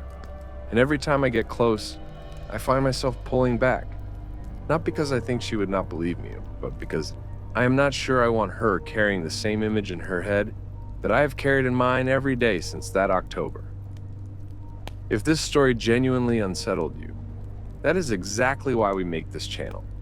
And the best way you can support what we do is simple. Like this video right now, leave a comment telling us your honest reaction, and subscribe so you never miss the next account. Because we have got one more story tonight, and it might just be the most disturbing thing we have ever posted. Story 7. Have you ever walked through a dead stranger's house, room by room, cataloging everything they owned, down to the spoons in their kitchen drawer, and felt like the house itself was cataloging you back? That is not a rhetorical question for me. It is the closest way I can describe what I felt inside a farmhouse in the mountains of western North Carolina 3 years ago, during what should have been an ordinary estate liquidation job. This is the last account we have got for you tonight, and if you have made it this far through the video, thank you for sticking with Park Ranger Files, because this one is going to stay with you. My name is Josephine Randall, and I run an estate liquidation and auction business that covers the western part of North Carolina, mostly small mountain counties, where I get called in after somebody passes away and their family needs the house emptied and the contents sold, whether that is through a public auction, an estate sale, or in some cases a direct sale to dealers for higher value items. It is work that requires a strong stomach in a different way than most people assume, not because of anything gruesome, but because you spend days alone inside a stranger's most private spaces, reading their life through what they kept, what they hid, what they never got around to throwing away. I have been doing this work for over 15 years now, and in that time I have developed a strict personal process for every job, always photographing thoroughly, always cataloging room by room in the same methodical order, always keeping detailed notes, not just on item value, but on condition and provenance, because families depend on that documentation, and because a well-organized catalog is what separates a professional liquidator from someone just clearing out a house for cash. I mention this because it means the strangeness of the Everhart job was not something I stumbled into through carelessness or an overactive imagination. It showed up directly inside the careful, methodical record I keep of every single job I do, which made it very difficult in the end to simply explain away. The job that changed how I do business came through a call from a lawyer handling the estate of a man named Silas Everhart, who had lived alone on a large parcel of land at the end of a gravel road outside a small community so far back in the mountains that my GPS lost signal 20 minutes before I actually arrived. He had died at 87, with no immediate family beyond a distant nephew in Ohio, who wanted nothing to do with the property beyond whatever money could be made liquidating its contents. The lawyer warned me, almost as an afterthought during our phone call, that neighbors described Silas as a private man who had not welcomed visitors in decades, and that the house itself had, in her words, a lot of stuff. Jobs like that are not unusual for me. Elderly people living alone for decades tend to accumulate far more than young families realize until they actually have to clear it all out. And I usually walk into a first inspection with a rough sense of what I am facing within the first 10 minutes. Silas Everhart's house defied that sense entirely. The exterior gave no hint of what waited inside. A modest, well-maintained farmhouse that looked from the gravel road like it might take a single day to clear. And it was not until I actually stepped through the front door and saw room after room stacked floor to ceiling that I understood I was looking at closer to a full week of careful, methodical work. That turned out to be an understatement. The farmhouse was packed floor to ceiling in nearly every room, with decades of accumulated belongings. Not quite to the level of what you would call hoarding, but close. Generations of furniture, tools, books, jars of preserved food, going back further than made sense to eat. and in a locked back room that took me most of a full day just to sort through. An extensive collection of what I can only describe as folk charms. Hundreds of small bundles of dried herbs, bone, and cloth, each one carefully labeled in a shaky elderly handwriting, with dates going back as far as the 1950s. And each one hung from nails driven into the walls and ceiling beams, in a pattern that, the longer I stood there, started to look less like decoration and more like a perimeter. What struck me most, once I actually stopped to look closely, rather than simply cataloging quantity for the inventory sheet, was that the charms were not distributed evenly around the room, the way decoration typically is. They were concentrated most heavily around a single interior wall that, according to the house's layout, backed directly onto a narrow, windowless closet with no door I could find from either side.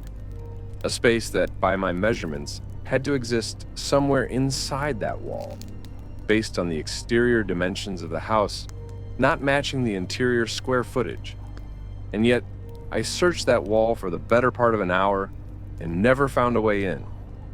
I did eventually mention this discrepancy to the estate lawyer, thinking perhaps she would know something about the house's construction history.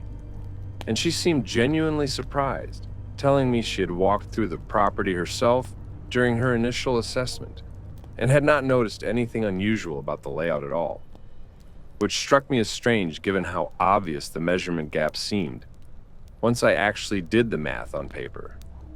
I have wondered since whether that gap was something only apparent to a person who spent enough consecutive days alone in that house, tracing its dimensions room by room the way my job requires, rather than someone passing through for a single afternoon. I did not think much of it at first, beyond professional curiosity, chalking it up to old mountain folk tradition, the kind of thing plenty of elderly people in these remote hollows still practice. Herbal charms for luck or protection. Harmless enough and honestly interesting from a cataloging standpoint, since certain folk art collectors pay well for authentic pieces like that. I spent 3 full days alone in that house, working from early morning until the light went, cataloging and photographing everything for the eventual sale.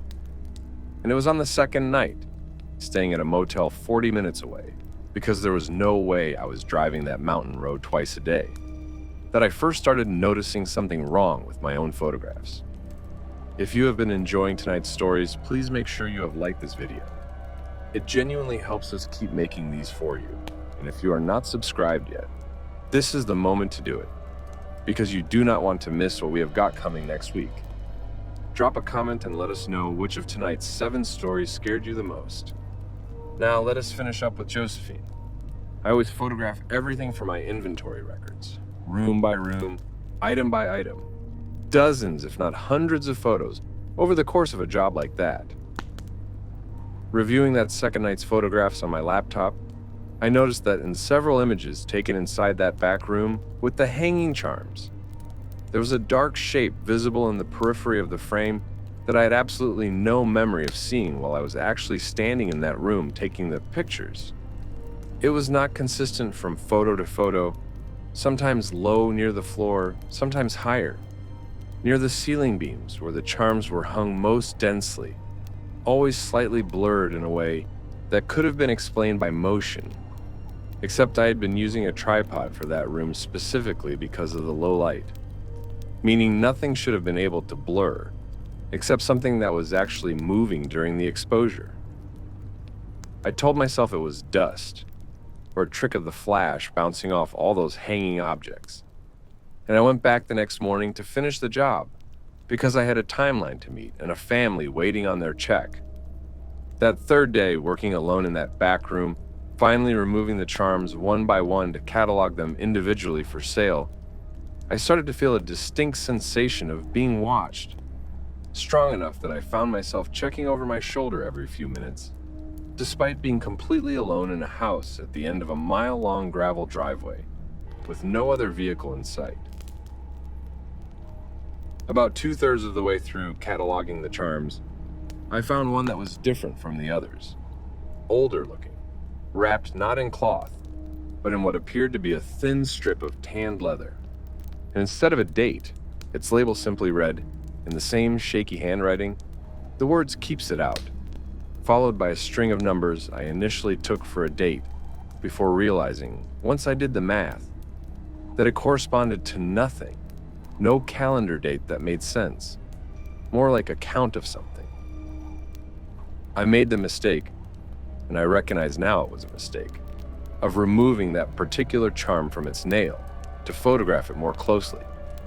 And the moment I did, the temperature in that back room dropped so sharply and so suddenly that I could see my own breath in a house that still had working heat running throughout, verified by the thermostat readout.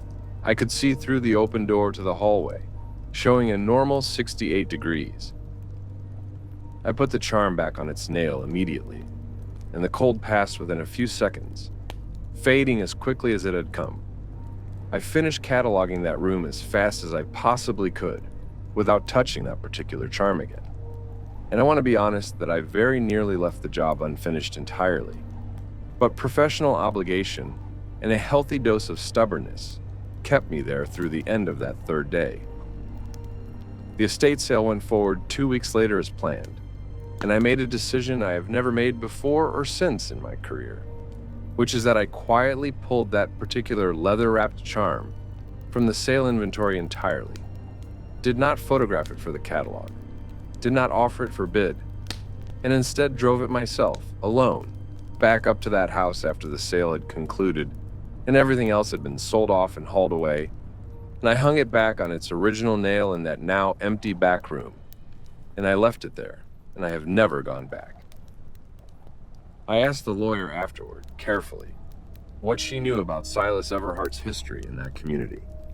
And she told me something the nephew in Ohio had mentioned offhand during the estate process, that Silas's own father had lost 2 young children, Silas's older siblings, sometime in the 1930s, under circumstances the family never discussed openly, something the nephew only knew as a vague rumor about the children wandering off one night and never being found, and that Silas himself, from that point forward for the rest of his very long life, had never spent a single night away from that property. Not even one. Not for a wedding, not for a funeral, not for anything. Curiosity, or maybe something less healthy than curiosity, got the better of me about 8 months later, and I made a few calls to the County Historical Society, trying to learn more about the disappearance of Silas's older siblings back in the 1930s. What I found was a single short newspaper article from that era, poorly preserved, mentioning that 2 children from the Everhart family had gone missing one evening after wandering toward the edge of the family's property near a stand of old-growth timber that, according to the article, local families had long avoided due to what the piece vaguely described as superstitions dating back generations before the Everharts ever settled there. The children were never found. The article noted, almost in passing, that search parties reported hearing what they believed at the time was one of the missing children calling out from deep in the timber on the second night of searching, though nothing was ever located in that direction, despite repeated attempts. I also spoke carefully with the specialist I now use for estates involving items like that, a woman who has spent years studying Appalachian folk magic traditions professionally. When I described the charm and its inscription to her, without mentioning the house or family by name, she told me that keeps it out charms of that specific type, wrapped in leather rather than cloth, were traditionally the strongest and most serious kind made, reserved for situations of family considered genuinely dangerous rather than merely unlucky, and that the numerical count on the label, rather than a date, likely represented a tally the maker kept of successful nights, evidence, in her words, of exactly how long that particular charm had already been doing its job before I ever walked into that back room. I do not deal in occult items anymore if I can help it, and when an estate does include something like that back room full of hanging charms, I bring in a specialist now, someone who understands these traditions better than I ever wanted to, rather than handling it myself. I think about that leather-wrapped charm sometimes, still hanging on its nail in an empty house that nobody has lived in since, doing whatever job Silas Everhart's father built it to do, all those decades ago, keeping something out or perhaps, and this is the thought that actually keeps me up some nights, keeping something in.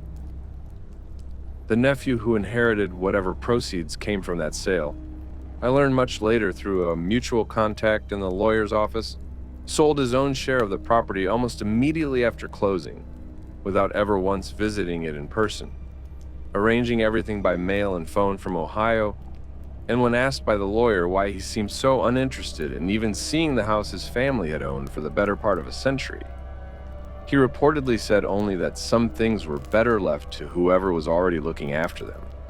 If any of these stories got under your skin, and I suspect at least one of them did, please take a moment right now to like this video. It is the single easiest way to support this channel, and it makes a real difference for us. Drop a comment telling us which story you believe the most. And if you're not subscribed yet, please do, because we are only getting started.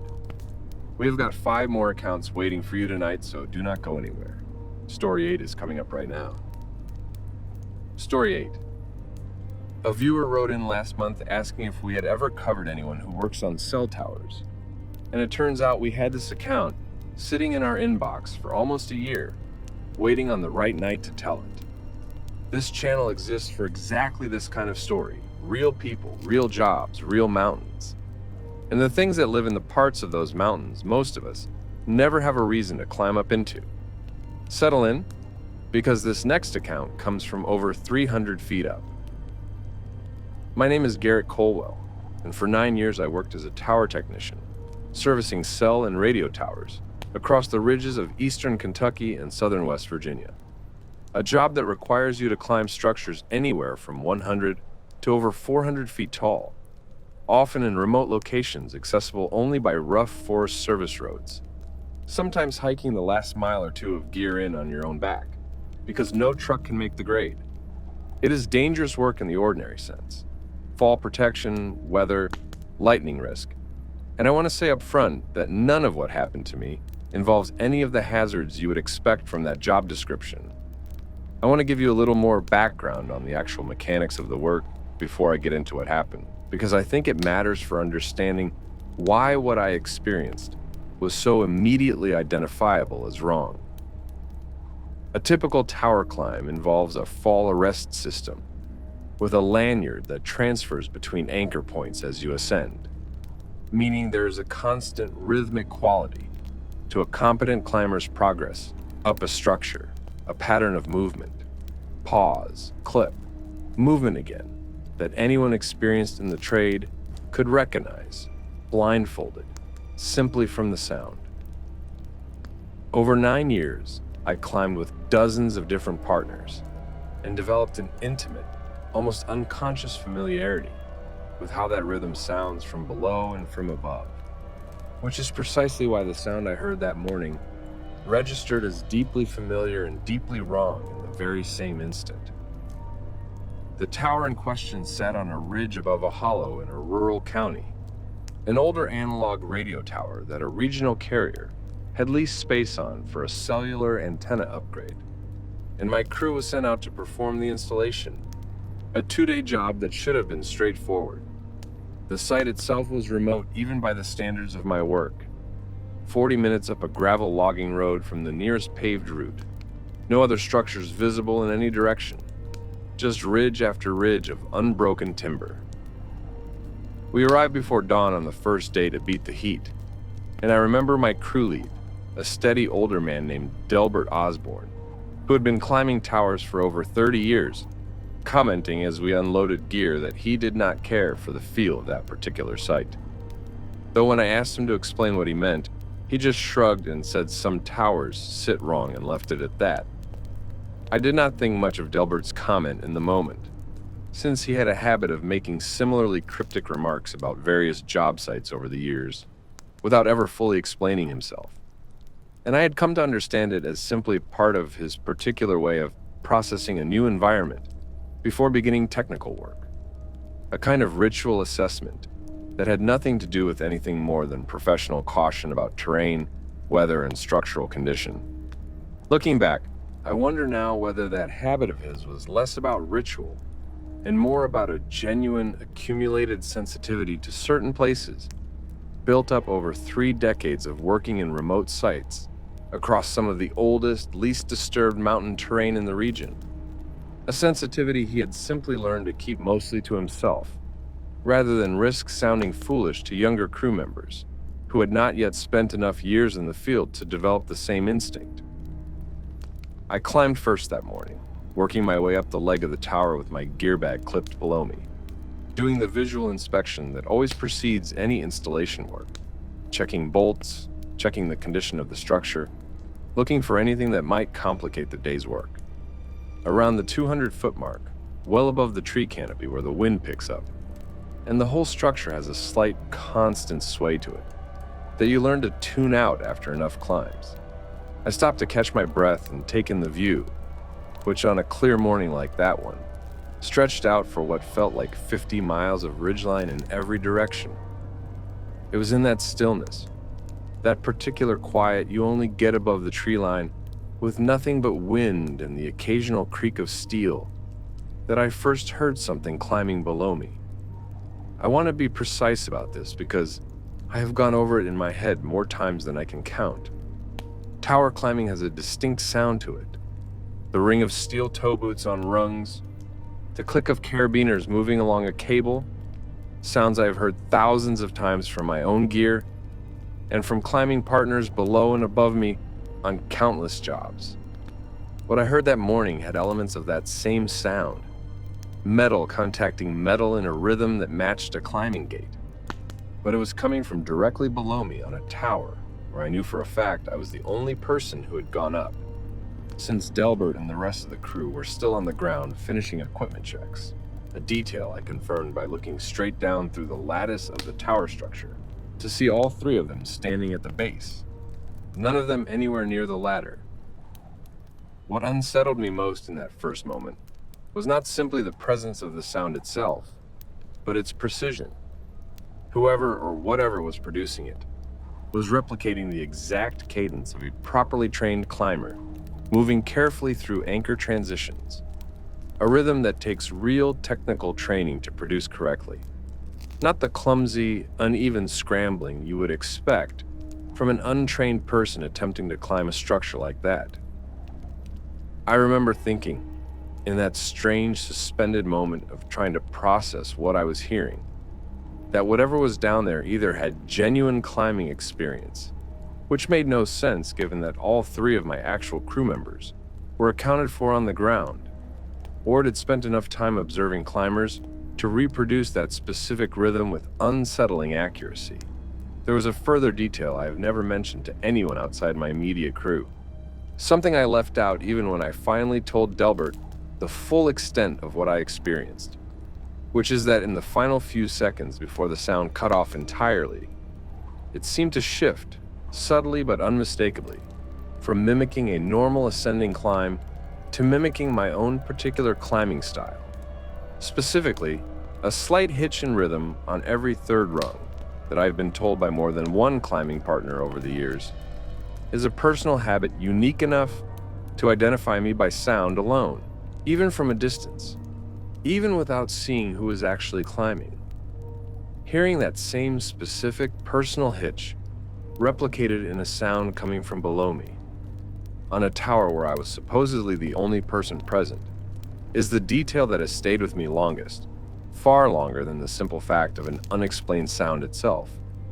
When I finally reached Delbert on the radio that morning, I did not immediately mention the hitch detail, partly because I was still processing it myself, and partly because I did not want to sound as though I were describing something impossibly specific, rather than a general strange noise that could still, in theory, have some mundane explanation.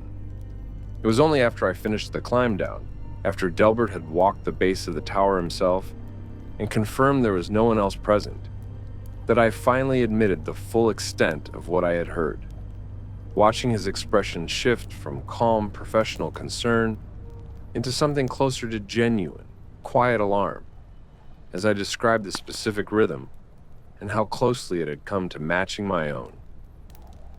He did not say much in that moment beyond confirming we would finish the job as a two-person climb. But I noticed for the rest of that assignment that he kept glancing toward the base of the tower whenever either of us was working above him, a habit I had never once seen from him on any other job in the years we worked together before that day. If you are enjoying tonight's story so far, take a second and hit that like button. It genuinely helps a small channel like ours get these accounts in front of more people. Drop a comment telling us if you have ever worked at height and heard something you could not explain, and subscribe if you have not already, because we have got 4 more accounts coming after this one. Now let us get back up that tower with Garrett. The sound continued for a good 30 seconds, steady, climbing, definitely below me, and definitely getting closer. And I called down to Delbert on the radio, clipped to my harness, asking as calmly as I could manage whether anyone else had started up the tower behind me. His answer came back immediately and flatly. No, everyone was still on the ground. Why was I asking? I told him I thought I heard someone climbing. There was a pause on the radio, longer than I liked, before he told me to come on down, that we would sort it out on the ground. I made the climb down faster than I have ever descended a tower in my career, and the sound of climbing below me continued the entire way, always staying roughly 40 or 50 feet beneath my own position, no matter how quickly or slowly I moved, matching my pace with an unnerving precision, until somewhere around the 80-foot mark, it simply stopped, all at once, mid-rhythm, the way a sound cuts off when a recording is stopped, rather than fading out naturally. When I reached the ground, shaking in a way I tried hard to hide from my crew, Delbert did not ask many questions.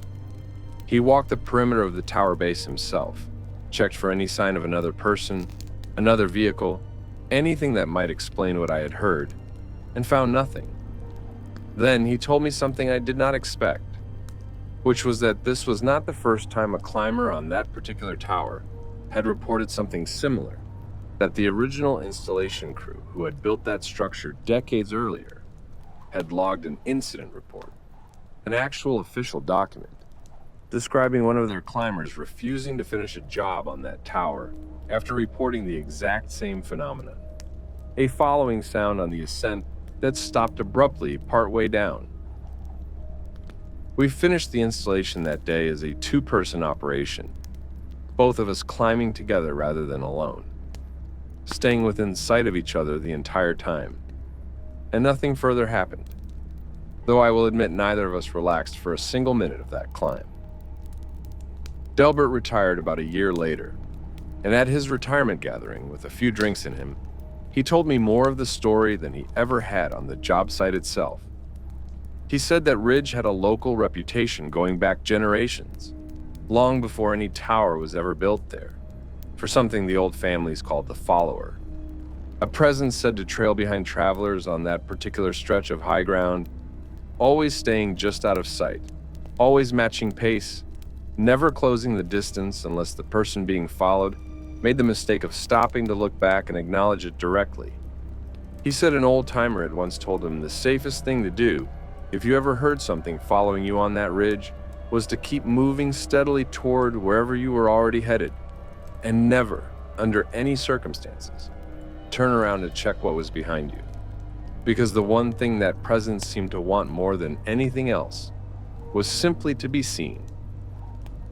Delbert's story stuck with me enough that in the years after his retirement, I started asking around quietly among other tower technicians I crossed paths with at regional training sessions and industry gatherings, careful never to lead with the details of my own experience, just asking generally whether anyone had ever encountered something strange while climbing in remote mountain locations. I was surprised and honestly a little relieved to find I was not alone.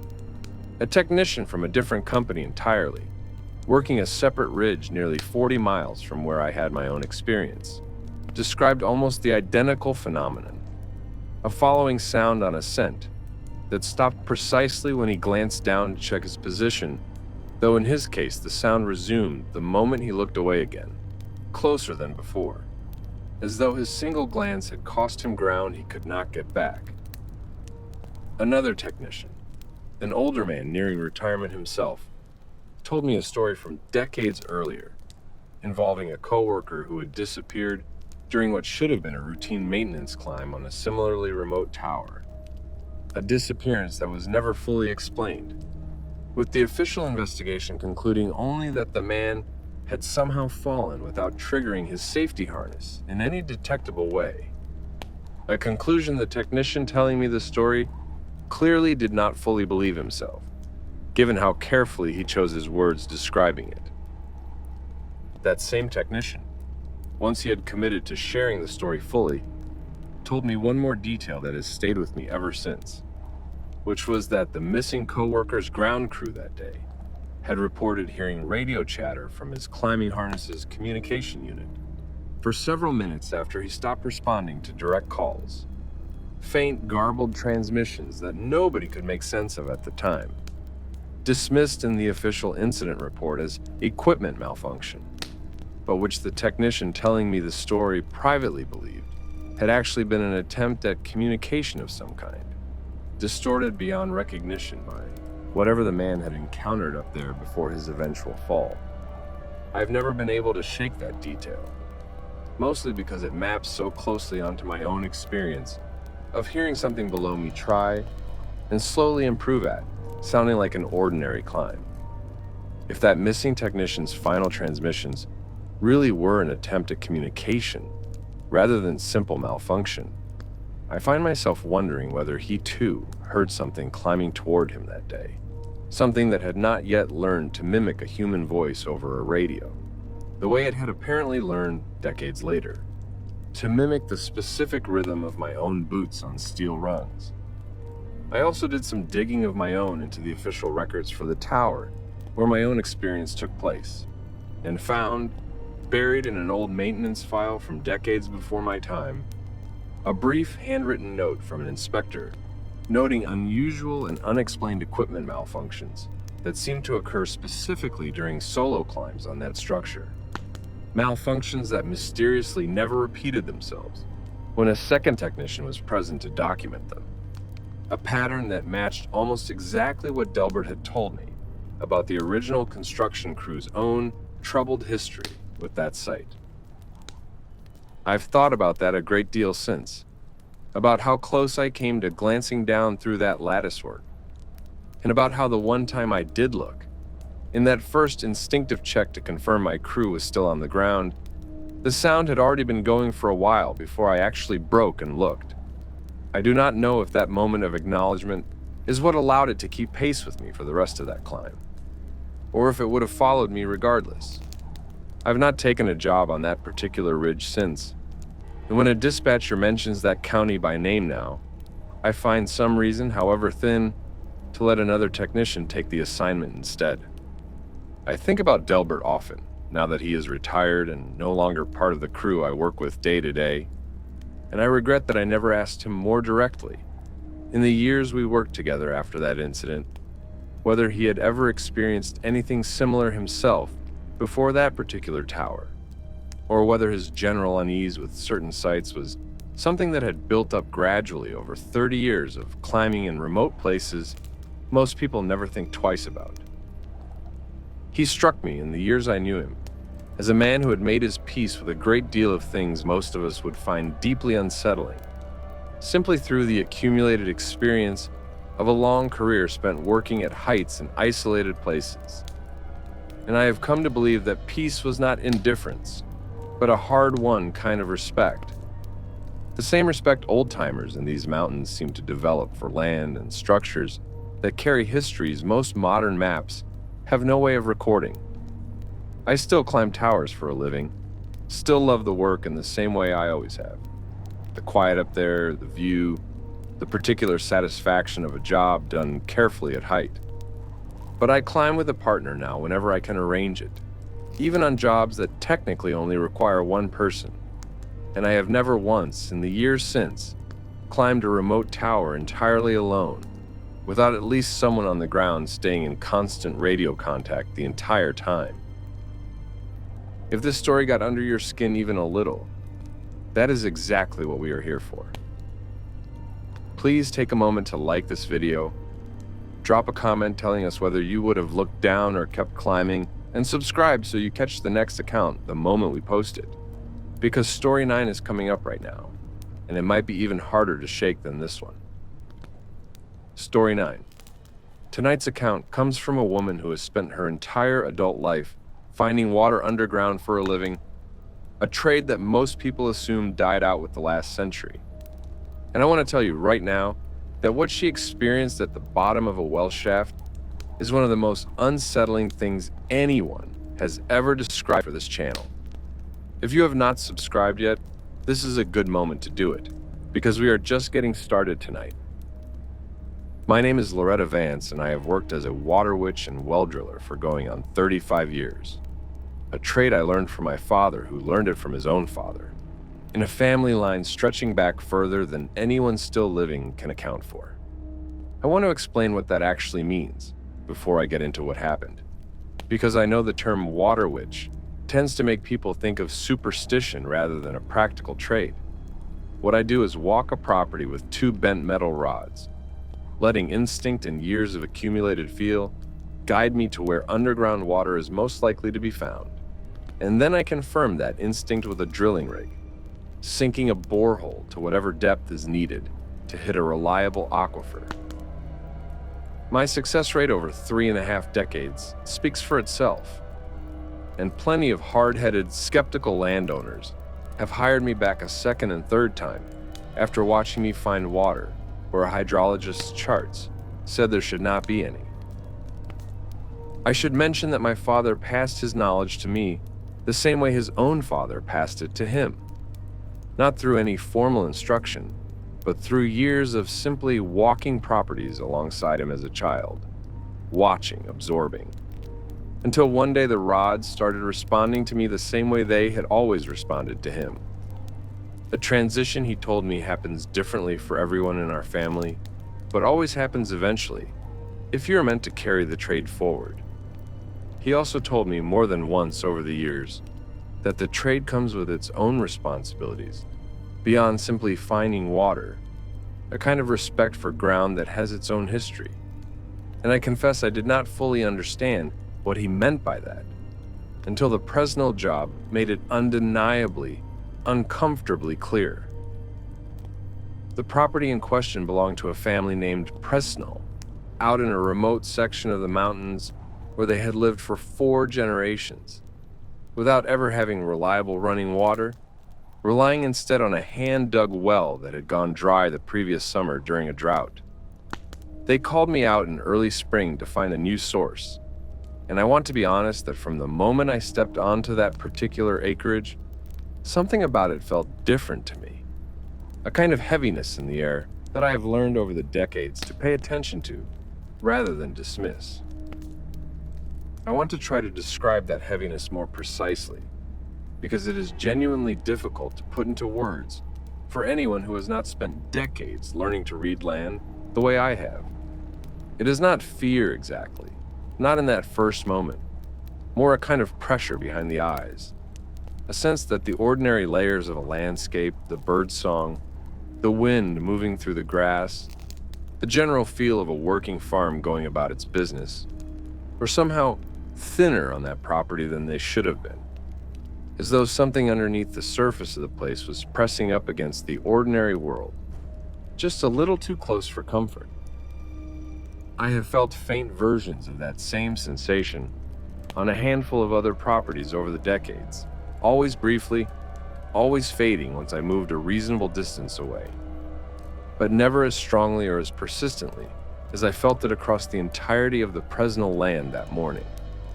I walked the property for the better part of a morning, rods in hand, and every single spot on that land gave me a strong, clear pull, except for one patch, roughly an acre in size, set back near the tree line behind the old barn, where my rods went completely dead, no response whatsoever, which in itself was strange, because in 35 years, I have never once encountered ground that gave absolutely no reading at all. Even ground with poor water tables usually gives some faint indication. Curious despite myself and against my own better judgment, I walked directly into the center of that dead patch to see if closer proximity might change anything. It did change something, though not in the way I expected. Standing in the middle of that unresponsive acre, I heard, faint but unmistakable, the sound of water moving somewhere below me. A slow, steady trickle, the kind of sound you would expect from an underground stream running through limestone, except my rods, which should have reacted strongly to exactly that kind of sound and sensation, remained utterly still in my hands, as dead as when I first stepped into that patch of ground. I have doused thousands of properties over 35 years, and I want to explain why that particular disconnect bothered me so deeply. My rods are sensitive enough that they respond even to water I cannot consciously hear at all, deep aquifers with no surface indication whatsoever. And they respond most strongly of all when there is any audible confirmation of moving water nearby, since sound and subsurface water often go hand in hand in this kind of limestone-heavy terrain. To stand directly above audible running water, close enough to hear it clearly, and have my rods register absolutely nothing, was something my 35 years of experience had no framework for explaining. A contradiction between what my ears were telling me and what my hands were telling me that left me feeling, for the first time in my professional life, genuinely unmoored in my own trade. The breathing I heard on my second unauthorized visit to that acre has stayed with me in a way that the trickling water never did, precisely because water sounds, even strange or misplaced ones, fall within a category my mind can eventually process and file away as merely unexplained. Breathing does not fall into that category.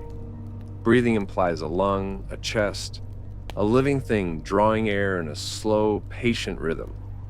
And standing alone in that field with my own breath held tight in my chest, straining to determine whether I was imagining a sound or actually hearing one, I became aware of just how completely alone I was on that acreage, half a mile from my truck, with no cell signal and no reasonable way to summon help, if whatever I was listening to decided my presence there merited more than passive attention. I have asked myself many times since why I did not simply leave the moment I heard that breathing, and the honest answer is that some part of me, the same part that has made me successful in this trade for 35 years, needed to understand what I was dealing with before I could make peace with walking away from it entirely. Diviners develop a particular kind of stubbornness over a career like mine, an unwillingness to leave a piece of ground fully unexplained. And that stubbornness very nearly cost me more than I was willing to pay that afternoon. When the breathing paused, catching itself mid-breath in that way that told me, unmistakably, that whatever was down there had become aware of me standing above it, every instinct I had built over 3.5 decades finally overrode my professional curiosity, and I do not believe I have ever moved as quickly across open ground in my entire life as I did covering that half-mile back to my truck. I did not look back once during that run, which is itself unusual for me, since decades of walking unfamiliar properties, often at dusk or in poor weather, has taught me to always maintain some awareness of my surroundings, even while moving quickly towards safety. That day, every part of my training and instinct told me the opposite, that looking back would somehow make whatever I had disturbed more real, more aware of me, in a way that simply running without acknowledgement might not. I reached my truck breathless, locked the doors immediately, a habit that feels almost foolish in hindsight, given that no ordinary threat on that property would have been stopped by a locked door, and sat there for a long while before I trusted myself to drive the winding gravel road back out to the state highway. I did not tell my husband the details of what happened that day for nearly a year, largely out of the same reluctance most tradespeople feel about admitting to a fear that might make clients question their reliability, but also because I genuinely did not know how to explain it in a way that made sense, even to myself. When I finally did tell him, sitting at our kitchen table on an ordinary evening that had nothing to do with the Presnell job at all, he surprised me by not immediately dismissing the account the way I half expected him to, telling me instead that his own grandfather, a coal miner for most of his working life, used to talk about certain seams and certain sections of deep mine that the older miners refused to work, no matter how good the coal looked on paper, always citing some vague, unexplained sense that the ground itself did not want disturbing there, a kind of shared, unspoken knowledge passed down through generations of men who worked underground for a living and had learned the hard way which instincts were worth trusting completely. That conversation with my husband changed something in how I have approached this trade ever since, giving me a kind of permission I had not fully allowed myself before, to treat my own instinctive unease as data worth respecting, rather than something to push through in service of a job. I have turned down exactly 3 property searches in the years since the Presnell job, always quietly, always citing scheduling conflicts rather than the truth, whenever that same particular heaviness settled over me within the first few minutes of walking a new piece of land. And in every one of those 3 cases, I later learned through community grapevine that another diviner who eventually took the job on my recommendation reported unusually difficult, inconsistent readings across at least part of the property. Readings that never quite made sense according to the hydrology anyone could identify. If you have not liked this video yet, take a second to do that now. It genuinely helps this channel reach more people who need to hear these accounts. And drop a comment telling us if you have ever gotten a bad feeling from a piece of land before anything strange actually happened. Subscribe if you have not already, because we have got 3 more stories waiting after this one. Back to Loretta now. I mentioned this dead zone to old man Presnell, the family patriarch, expecting him to be as puzzled as I was. And instead his face went tight in a way that told me immediately I had stumbled onto something the family already knew about and simply had not mentioned. He told me after some hesitation that his own grandfather had dug a well in that exact spot back in the early part of the last century, hand dug the old way with pick and shovel, and that the digging had been abandoned partway through after something happened that the family had never discussed openly outside their own circle, something involving his grandfather's youngest brother, who had gone down into the partially finished shaft one evening to check the depth and had come back up completely unable to speak, not injured, not physically harmed in any way that anyone could find, simply silent, and had remained that way for the rest of his life, never uttering another word until he passed away decades later. The old well shaft, Presnell told me, had been filled in and capped shortly after that incident, and the family had simply avoided that patch of ground ever since, passing down an unspoken understanding across generations that nobody dug there, nobody built there, nobody so much as let livestock graze too long in that particular acre. He asked me directly whether I thought I could find water somewhere else on the property, and I told him honestly that I could, and we moved my search to a different section entirely, where my rods responded normally, and we ultimately drilled a successful well without further incident. I could not let it go though, not entirely. A week after finishing the Presnell job, curiosity got the better of my professional judgment, and I drove back out there on my own without telling the family, and walked back into that dead patch of ground one more time.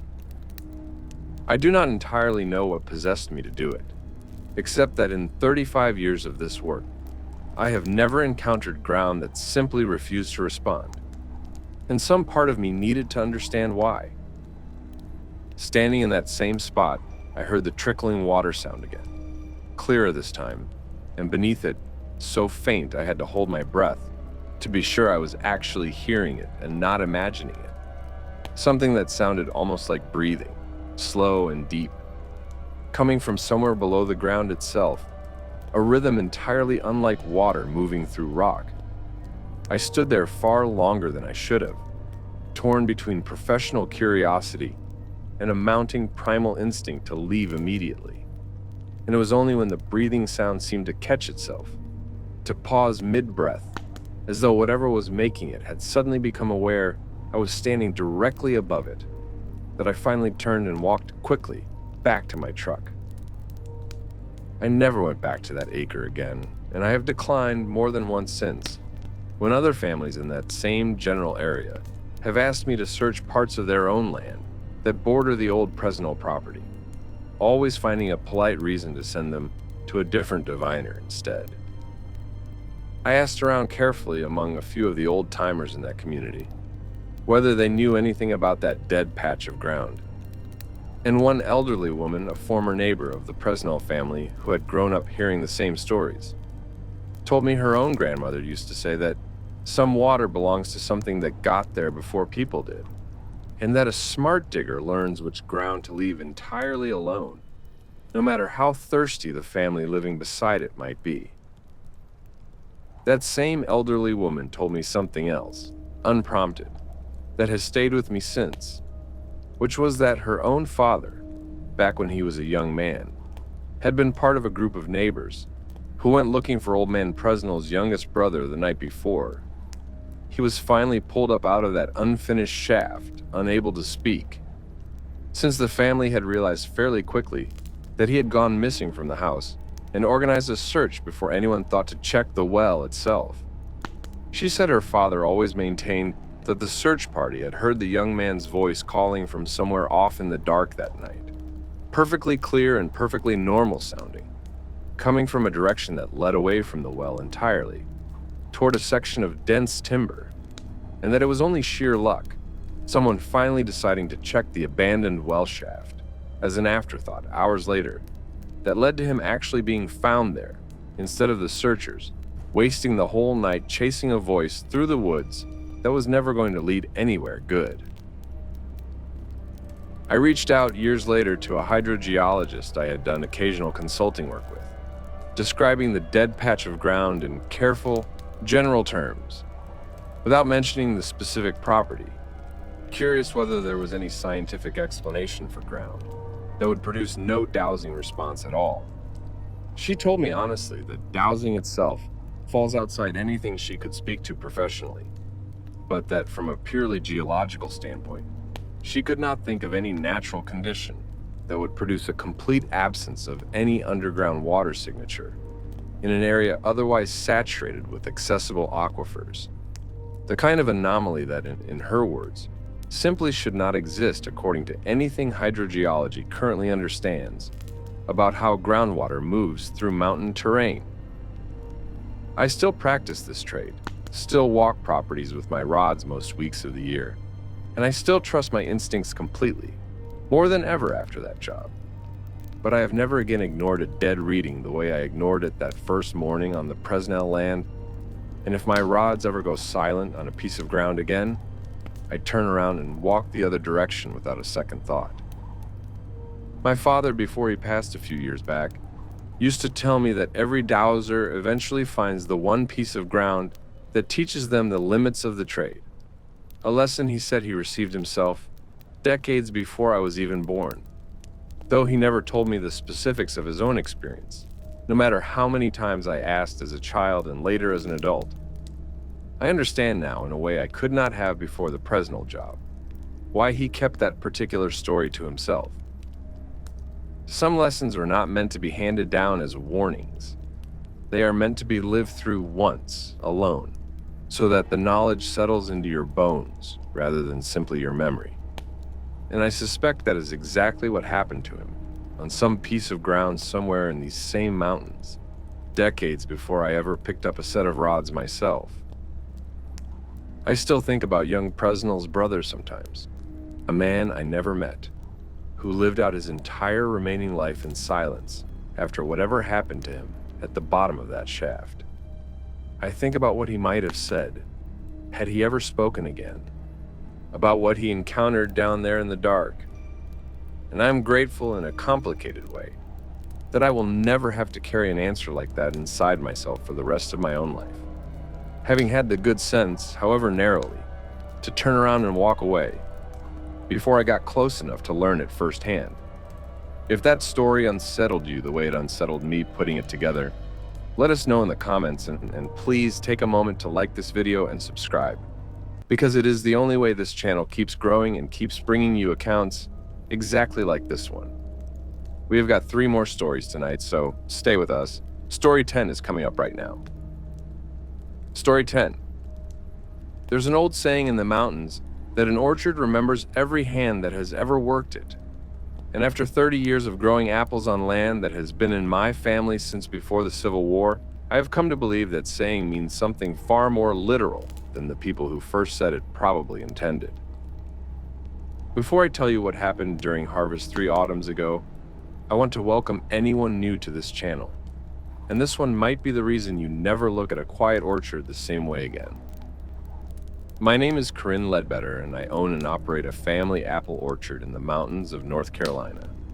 About 60 acres of trees spanning several old heirloom varieties that my great-great-grandfather planted generations ago, along with newer plantings we have added over the decades to keep the operation commercially viable. Running an orchard is seasonal, brutal work during harvest, long days from before sunrise managing pickers, sorting equipment, and the 1,000 small logistics that come with getting a crop in before weather turns. I mention all this because I want you to understand that during peak harvest, the last thing on anyone's mind is anything supernatural. You are simply too exhausted and too focused on the immediate physical demands of the work. I have run this operation myself for close to 15 years now, since my father's health forced him to step back from the daily demands of the orchard. And in that time, I have prided myself on knowing every acre of this property intimately. Which trees produce best in which years, which sections need extra attention after a hard winter, which slopes drain well after heavy rain, and which tend to hold water too long around the root systems. That intimate knowledge of the land is part of why the events of that particular autumn felt so disorienting. Because for the first time in 15 years of running this orchard, I found myself confronting a section of my own property that I genuinely did not understand. Harvest season on our orchard typically runs for close to 8 weeks, from the earliest ripening varieties in late summer through the last of our heirloom late-season apples in November. And during that stretch, I employ anywhere from 15 to 25 seasonal workers, depending on the size of that year's crop. A mix of local hires and returning migrant laborers, who I have come to know well over the years, some of whom have worked our harvest for close to a decade. Dustin Farrow fell into that latter category, a young man from a nearby town who had picked for us every autumn since he turned 18, steady, dependable, and well-liked by the rest of the crew, which is exactly why his reaction that morning carried so much weight with me despite how strange his account initially sounded. The trouble started with our seasonal picking crew, a mix of local workers and a handful of migrant laborers who return to our orchard most years, experienced people who know the trees and the terrain well. About a week into harvest that particular autumn, one of our most reliable pickers, a young man named Dustin Farrow, who had worked for us for 3 prior seasons without a single complaint, came to me visibly shaken during a mid-morning break, asking whether anyone else worked in the far northeast corner of the orchard, an older section of trees planted closest to the tree line, where our cultivated land gives way to national forest boundary. I told him no, that section was actually scheduled for later in the week, since those particular trees ripened slightly behind the rest of the orchard, and nobody should have been picking there yet.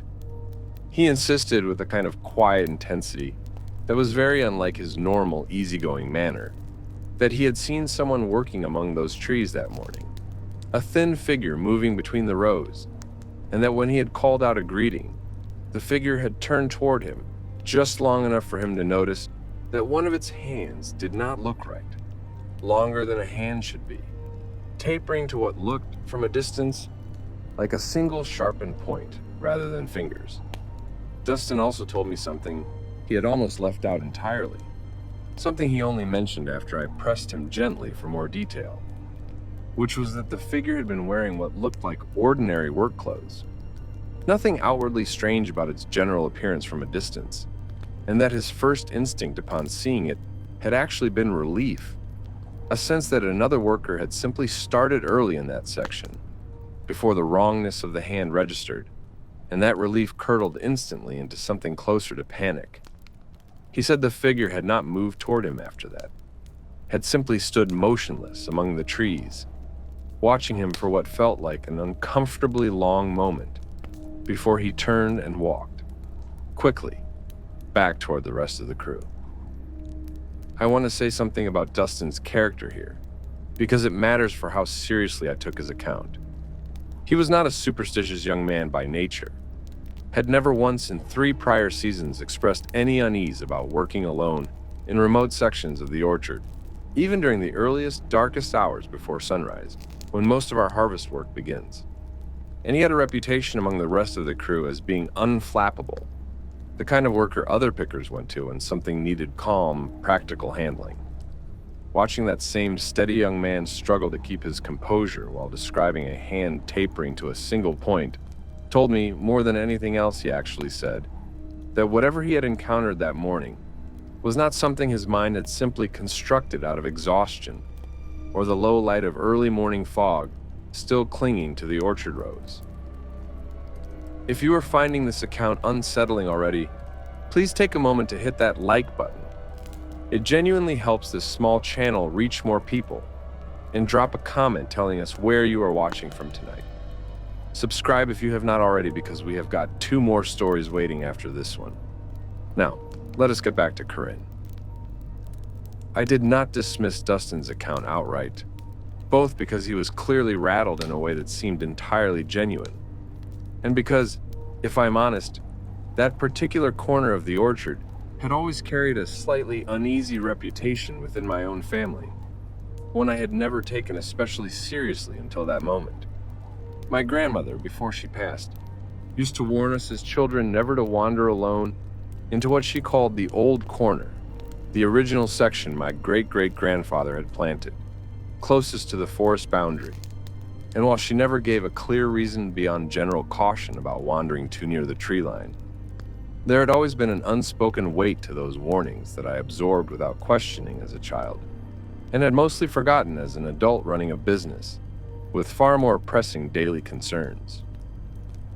I walked out to that section myself that same afternoon, partly to reassure Dustin and partly out of my own curiosity, and found nothing unusual at first. Just the older trees standing quiet in the early autumn light, heavier with unripe fruit than the rest of the orchard. It was while I was walking back toward the main rows that I heard something that stopped me completely. A child's laughter, high and clear, coming from somewhere deeper in that old section, in a part of the orchard where I knew for a fact no children were present, since we do not allow young children unsupervised anywhere near our equipment or ladders during harvest season, and the nearest child on the property that day, my own picking crew's foreman's young daughter, was accounted for at the packing shed a good quarter-mile away. I called out, asking if someone had a child with them in that section, and the laughter stopped immediately, replaced by a silence so complete that even the usual background noise of birds and insects seemed to have dropped away entirely. I stood there for a long moment before something occurred to me that turned my unease into something closer to genuine fear, which was that the laughter I had heard, replaying it carefully in my memory, had not sounded quite like an actual child's laughter at all, but something closer to an imitation of one, a shape of the right sound with something subtly missing from underneath it, the way a very good mimic can capture a voice's pitch and rhythm perfectly, while somehow still failing to capture whatever makes a sound genuinely alive. I want to try to convey exactly how that realization felt in the moment, standing alone in that quiet corner of trees, with the light already starting to lean towards late afternoon gold.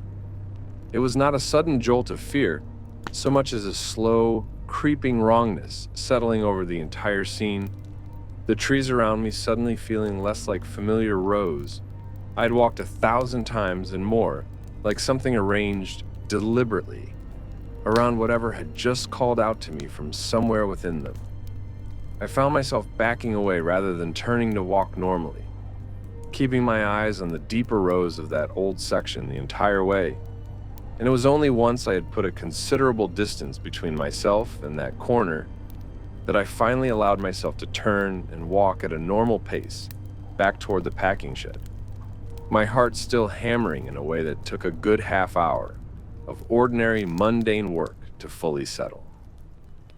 I pulled our picking crew from that section entirely for the rest of the week, telling everyone it was simply a scheduling adjustment, and had my most trusted longtime worker, a man who had been with our family operation for over 20 years, handle that section alone during daylight hours only, with strict instructions to leave immediately if anything felt wrong.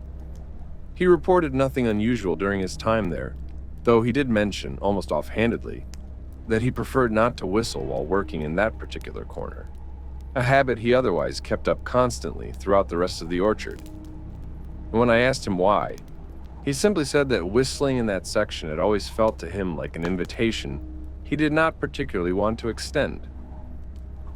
That worker, a man named Silas Combs, who has been with our family operation longer than I have actually owned it myself, having worked alongside my father before me, told me something else during that same conversation that I have thought about often since.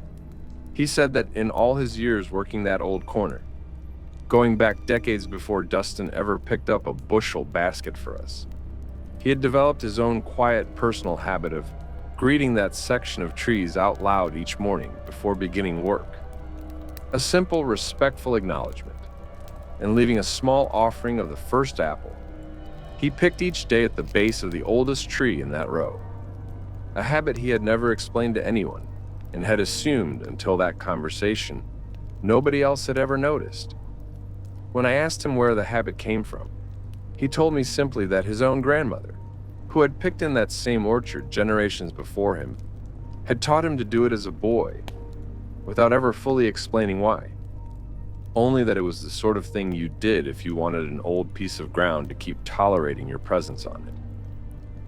I asked Silas carefully whether he had ever personally encountered anything unusual in that section during all his decades of quiet, unspoken ritual, and he grew noticeably reluctant to answer directly, finally admitting after some hesitation that once, many years earlier, long before Dustin was even born, he had forgotten his morning offering during an especially busy harvest week, and had, later that same afternoon, heard something calling his own childhood nickname from deep in that section of trees, a nickname he said only his late grandmother had ever used, and that he had never once forgotten the offering again in all the years since, regardless of how rushed or overwhelmed a particular harvest day might be.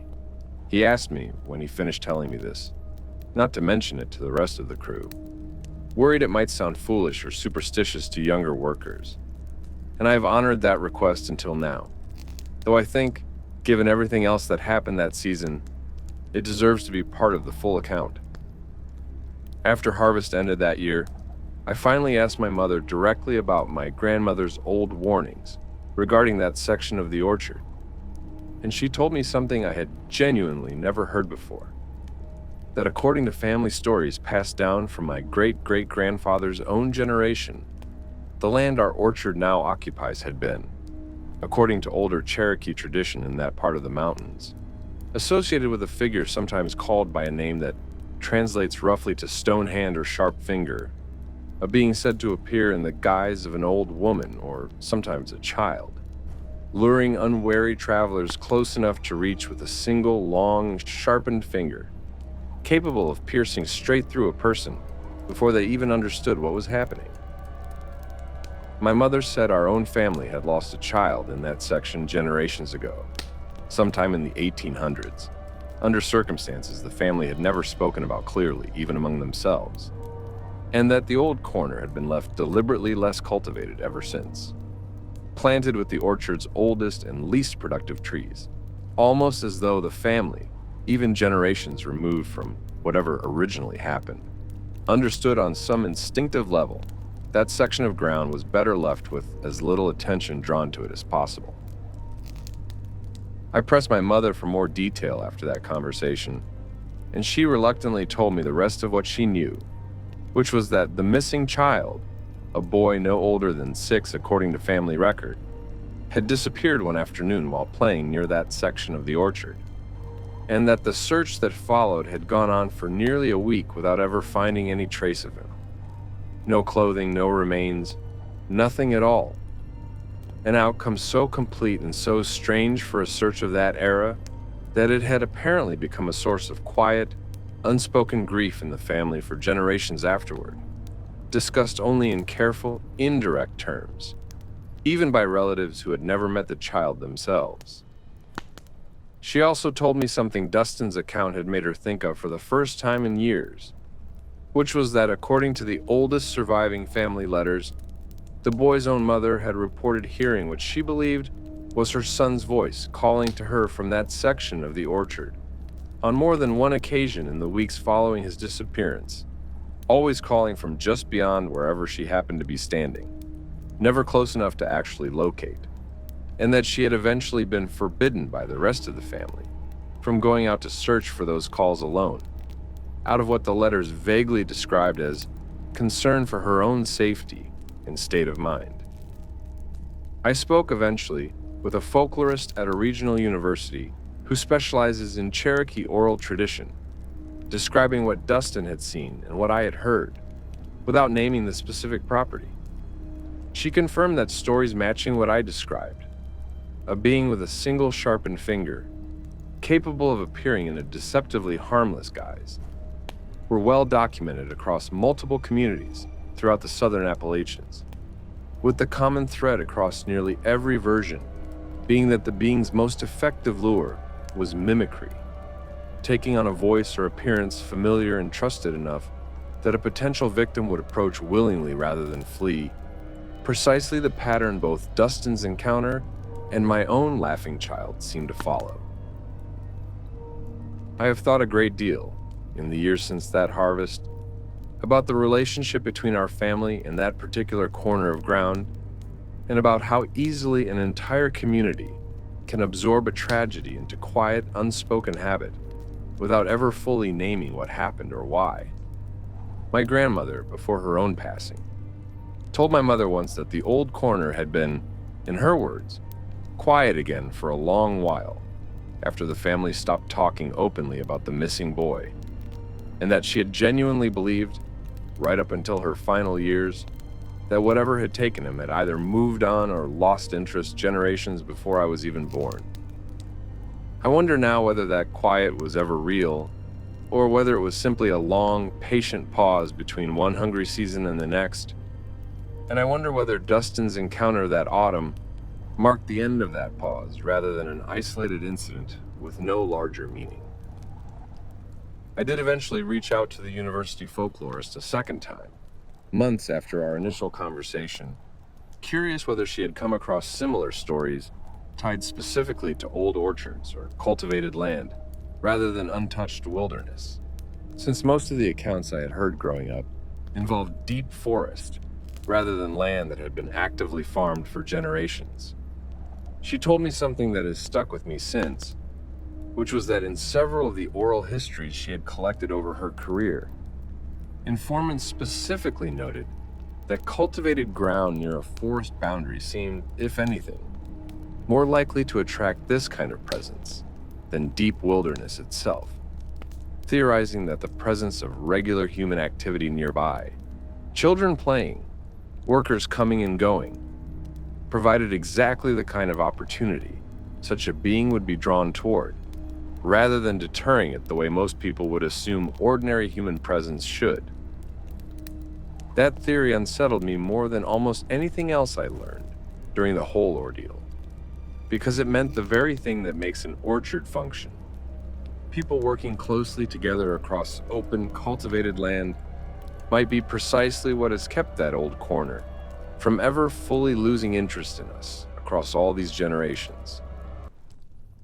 I have considered more than once simply letting that section of trees go untended entirely, allowing it to return to wild growth the way the rest of the forest around it has remained.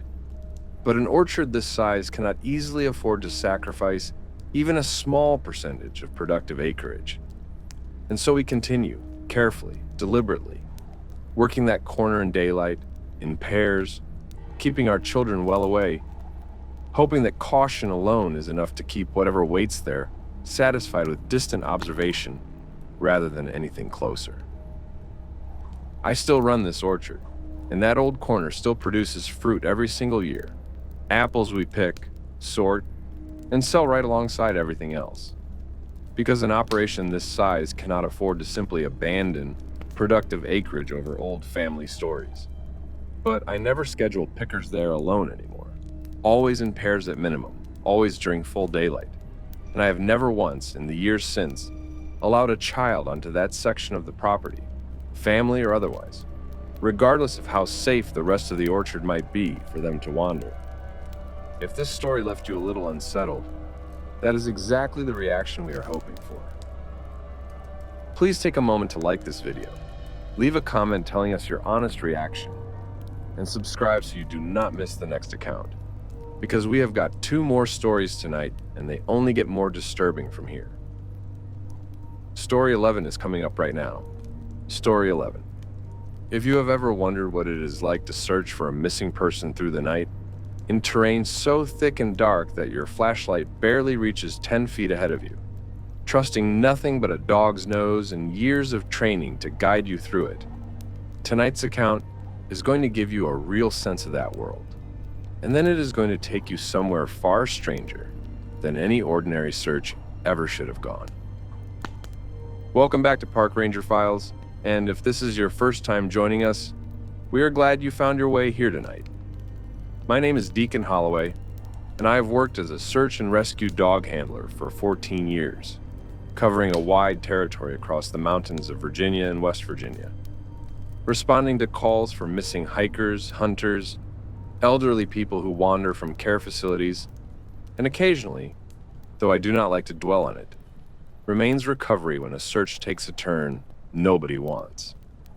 My current partner is a Belgian Malinois named Ranger, my 3rd working dog over the course of my career, trained specifically in air scent search work, meaning he does not need a specific scent article to follow. He can pick up the general presence of human scent carried on the wind across a wide search area.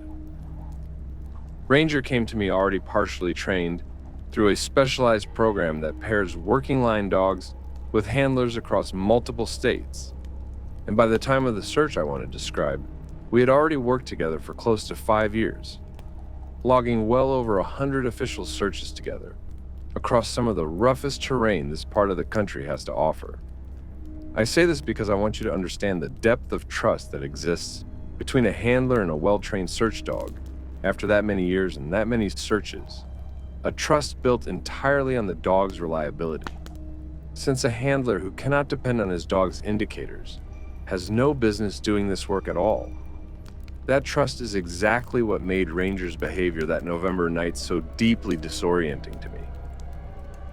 The call that changed how I think about my own profession came on a bitter cold night in late November. A search for an elderly man with early-stage dementia who had wandered from his daughter's home in a rural county, last seen around dusk wearing only a light jacket, with temperatures expected to drop well below freezing overnight. Searches for elderly wandering subjects carry a particular urgency that other searches do not, because the clock is working against you in a very literal sense. And I mobilized with Ranger within 20 minutes of getting the call, meeting up with the rest of the search team at a staging area near the daughter's property. We began working a grid pattern out from the point last seen. Ranger working ahead of me on a long lead, nose up and work in the air the way he does when he is picking up something worth following. And within the first hour, he had established a clear direction of travel, leading up and away from the house, into a section of mixed forest that bordered a much larger tract of undeveloped mountain land. I want to explain that Ranger's behavior on a legitimate scent trail is very distinct and consistent. A particular quality of focus and forward pull that I have learned to read over years of working together. And that behavior was fully present as we moved deeper into the woods that night, which is why what happened next was so disorienting. About 90 minutes into the search, deep enough into unfamiliar terrain that I was navigating primarily by GPS and compass rather than any visual landmarks, Ranger suddenly stopped, planted his feet, and refused to move forward another step, a behavior I had never once seen from him in years of consistent, reliable work. He did not sit, which is his trained indicator for locating the actual subject. He simply stopped, ears back, tail low, staring fixedly into a stand of dark timber ahead of us. And no amount of encouragement from me could get him to continue in that direction. I tried every technique in my training toolkit to get him moving again. Verbal commands, physical encouragement on the lead, even briefly trying to physically walk past him myself to demonstrate there was nothing to fear. A tactic that normally works well with Ranger, since he tends to follow my lead confidently in uncertain situations. This time, when I stepped past him toward the timber, he made a sound I had genuinely never heard from him before. Not quite a growl and not quite a whine. Something in between that I can only describe as distress. And he actually moved to physically block my path forward with his own body, pressing against my legs in a way that felt less like disobedience and more like active, deliberate protection. I want to explain something about the training Ranger and dogs like him receive, because it matters for understanding just how significant that moment was.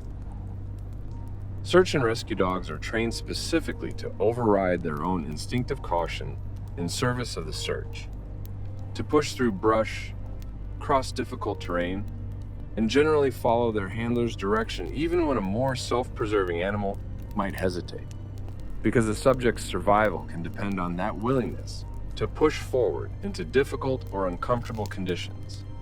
That training is reinforced over years of consistent work, to the point that a well-trained search dog overriding it entirely, refusing a direct command and physically intervening to stop his own handler from proceeding, represents an almost unheard of breakdown of that conditioning, something I have still, all these years later, never seen replicated in any other context with Ranger, except within that same specific stretch of forest.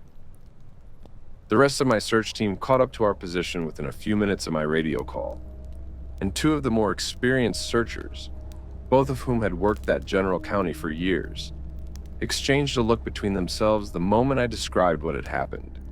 A look I recognized even in the dark and the cold, as recognition rather than confusion. Neither of them said much at the time beyond agreeing that diverting around the timber stand made sense given the circumstances.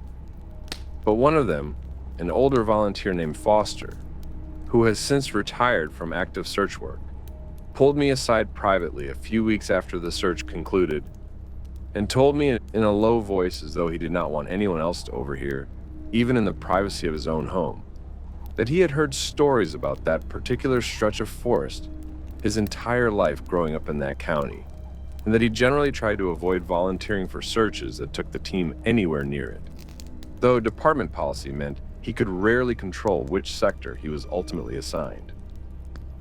Foster told me one more thing before that conversation ended, something he admitted he had never shared with anyone else on the team, which was that decades earlier, as a much younger volunteer on his very first search, he had been part of a team that lost radio contact entirely for nearly 20 minutes while working near that same stretch of forest, a gap that was written off at the time as simple equipment failure due to the terrain, but which he had never quite believed was that simple, especially since every radio in his group had resumed working perfectly the moment they moved clear of that same general boundary, with no explanation anyone in his unit was ever able to identify, despite having the equipment thoroughly inspected afterward.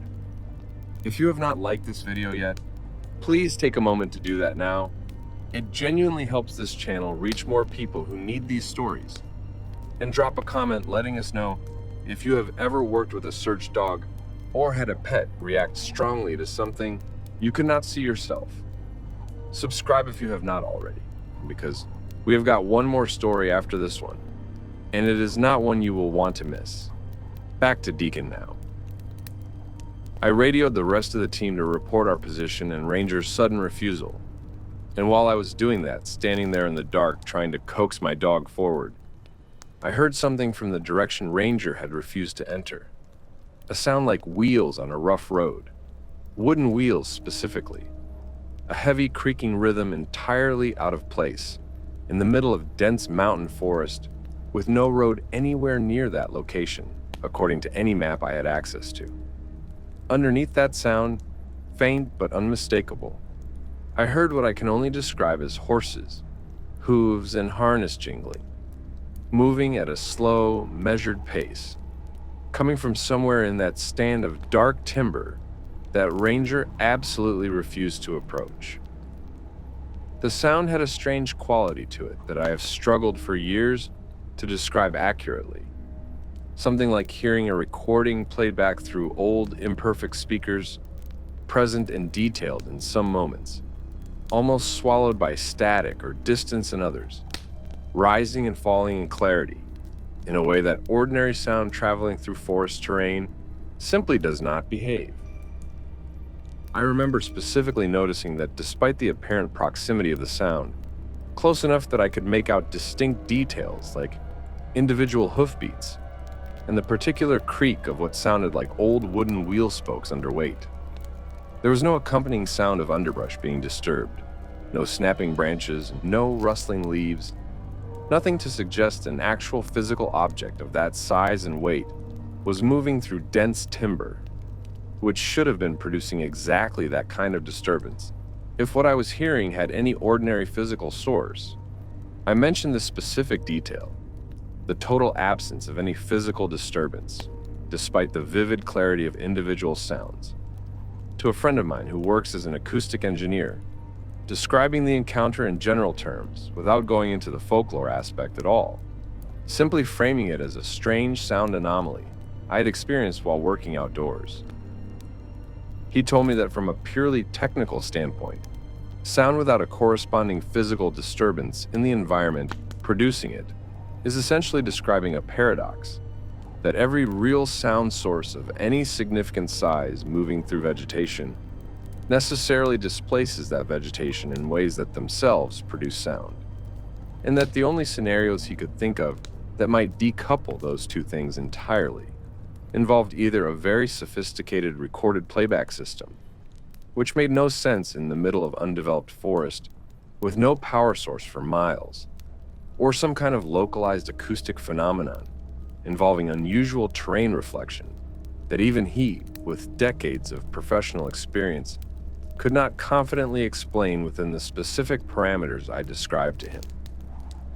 I have been doing search and rescue work long enough to know that exhaustion, cold, and adrenaline can play tricks on perception during a long overnight search. And I want to be honest that in the moment, I tried very hard to convince myself I was hearing some rational combination of wind and distant road noise, carrying strangely through the terrain. But Ranger's reaction told a different story than my own attempt at rationalization, because a trained search dog does not refuse a direct command out of imagination. And in 14 years of working together, that was the only time he has ever flatly disobeyed me in the field. We diverted around that stand of timber, working a wide arc to pick up the scent trail again on the far side, and Ranger resumed his normal, focused, pulling behavior almost immediately once we cleared that particular patch of woods, as though whatever had unsettled him existed only within that specific boundary of trees and nowhere else in the surrounding forest. We ultimately located the missing man about 2 hours later, cold and disoriented but alive, sitting against a fallen log nearly 3 miles from his daughter's house. And he was treated and released from the hospital within a day, though he could never clearly account for how he had traveled so far, or what path he had taken to get there. What struck me most about his recovery, beyond the physical distance he had somehow covered in his confused state, was the direction his path seemed to have taken, based on the terrain we found him in. rather than moving in anything resembling a straight or logical line from his daughter's house. His apparent route curved distinctly around the exact same stand of timber Ranger had refused to enter, tracing what amounted to nearly the same wide arc we ourselves had taken once we diverted, as though something about that patch of forest had turned him away, just as thoroughly as it had turned away my own trained search dog, despite the man himself being disoriented and confused enough by his condition that any deliberate navigation on his part seemed genuinely unlikely. After that search concluded, I mentioned the timber stand and what I had heard to one of the local search team members, a man who had grown up in that county his entire life, and he told me, without much hesitation, that the older families in that area had long avoided that particular patch of forest, referring to it in stories he had heard as a child as the place where the coach still runs, a reference to old regional folklore about a phantom coach or carriage said to travel certain mountain roads that had existed generations before modern roads were ever built through that terrain. Its passing said to be a sign that death was near for whoever heard it, or for someone connected to whoever heard it. That detail troubled me enough that I went back and checked the timeline of our search carefully against the eventual outcome of the elderly man we recovered that night. He survived his exposure to the cold, was treated for hypothermia, and was released within a day, seemingly no worse for the ordeal beyond the physical toll of a night spent outdoors in freezing temperatures. But his daughter told me when I checked in with the family a few weeks later, as I sometimes do after a difficult search, that her father had passed away peacefully in his sleep less than a month afterward, a death the family attributed simply to his age and declining health rather than anything connected to the night he had spent lost in those woods. And I have never mentioned to that family what I heard coming from that stand of timber, not wanting to add anything to their grief that they had no reasonable way to make sense of. I also spoke later that same year with another handler from a neighboring county's search and rescue unit, describing the general location without naming it precisely, curious whether anyone else had experienced anything unusual working that same stretch of mountain terrain. She told me, to my genuine surprise, that her own dog, a bloodhound with an excellent working record, had refused a search area in roughly the same general vicinity 2 years prior, under circumstances she described as nearly identical to my own. Sudden refusal, no clear cause, resumed normal behavior once they diverted around the area entirely. Neither of us had ever heard the other's story before that conversation, and neither of us have found any official explanation for why that particular stretch of forest seems to affect working dogs so consistently and so strongly. I've spent a good deal of time since that search trying to research the actual history of that stretch of forest, curious whether there was any documented basis for the phantom coach folklore beyond the general regional stories the local search team members shared with me that night. What I found in the County Historical Society's archives was a series of newspaper accounts from the late 1800s describing multiple unexplained disappearances in that same general area over a period of roughly 20 years. Cases that were, at the time, attributed to everything from wild animal attacks to simple accidental death in rough terrain, though none of the bodies in several of the cases were ever actually recovered, despite what the accounts described as thorough search efforts by the standards of that era. One particular account from 1887 caught my attention specifically, describing a local doctor who had gone missing while traveling home late one evening from a house call. His horse and buggy found abandoned on the road the following morning with no sign of struggle. The horse itself reportedly so distressed that it had to be put down shortly afterward due to injuries it sustained thrashing against its own harness during whatever incident had frightened it so badly. The doctor's body was never found, and the newspaper account noted, almost as an aside, that several residents in the area reported hearing what they described as another coach passing along that same stretch of road that same night, despite no other travelers being accounted for anywhere in the vicinity at that hour. I brought a printed copy of that account to show the fellow handler who had described her own bloodhound's refusal in that same general area. And she told me she had never heard that particular story before, but that it aligned closely with vague warnings she had received from an older relative years earlier about a particular crossroads in that same county. Warnings she had always dismissed as ordinary old-fashioned superstition until her own dog's behavior gave her reason to reconsider. I do not know what stopped Ranger that night, and I have never fully convinced myself that what I heard was anything other than exactly what it sounded like. Wheels and horses moving through timber where no road has existed for longer than anyone can remember. What I do know is that Ranger, in the years since that search, has refused to enter that same general stretch of forest on 2 separate occasions, when our search patterns happened to bring us near it again, both times with the exact same behavior. Feet planted, ears back, absolutely unwilling to proceed no matter how I encouraged him. And both times I have respected his judgment completely and found another route around. If this story stuck with you, that is exactly why we make this channel. Please take a moment to like this video, drop a comment telling us if you believe search and rescue dogs can sense things we cannot, and subscribe if you have not already, because we have got one more account waiting for you tonight, and it might be the strangest thing we have ever posted on this channel. Story 12. Every clock in my shop is set to a slightly different time, on purpose, because after 30 years of restoring antique clocks, I learned a long time ago that a room full of clocks all ticking in perfect unison does something to the mind that most people are not prepared for. A kind of pressure you feel in your chest before you can even identify why. I never expected that same careful, hard-won knowledge about time and sound would be the thing that helped me survive the strangest night of my professional life in a house that, as far as I can tell, has been trying to correct something for well over a century. This is the last account we have got for you tonight, so settle in because it is a strange one.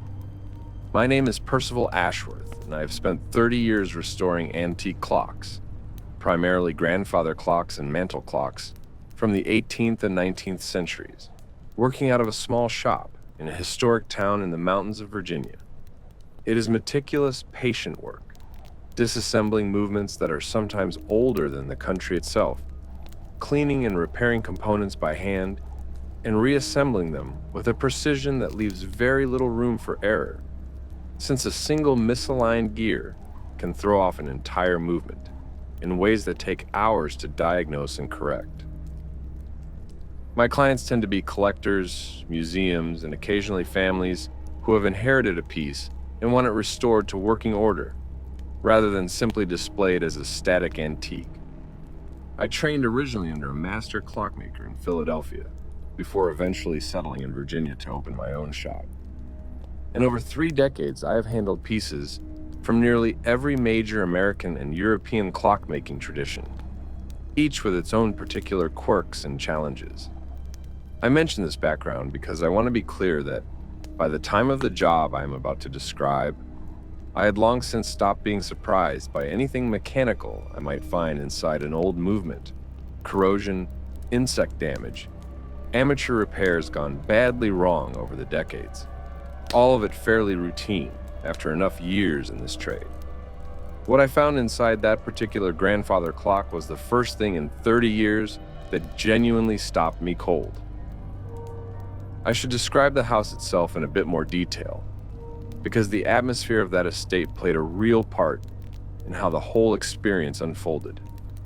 It was a large Victorian structure, well preserved despite years of vacancy, following the previous owner's decline into ill health before her death, with high ceilings and heavy drapery that had faded from what must once have been a rich burgundy to a dull, dusty rose over decades of sun exposure.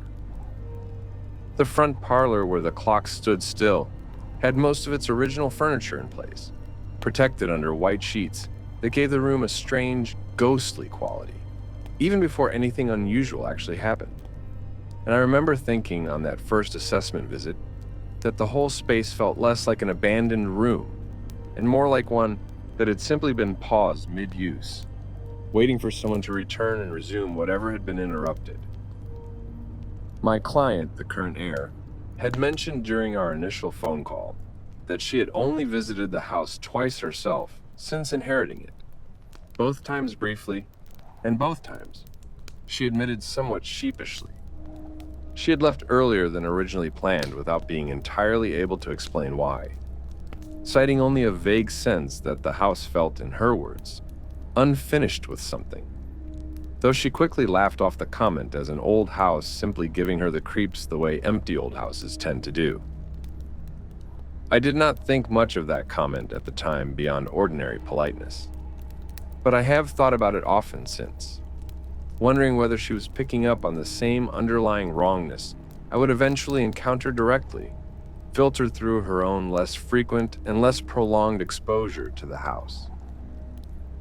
The job that I want to tell you about came through a call from a woman who had inherited a large estate house from a distant relative, a rambling Victorian-era home built in the 1880s, tucked into the mountains outside a small town, and among the contents was a tall case clock, what most people call a grandfather clock, that the family understood to be quite old and potentially valuable, though it had not run in decades, and nobody currently living in the family had any memory of it ever working.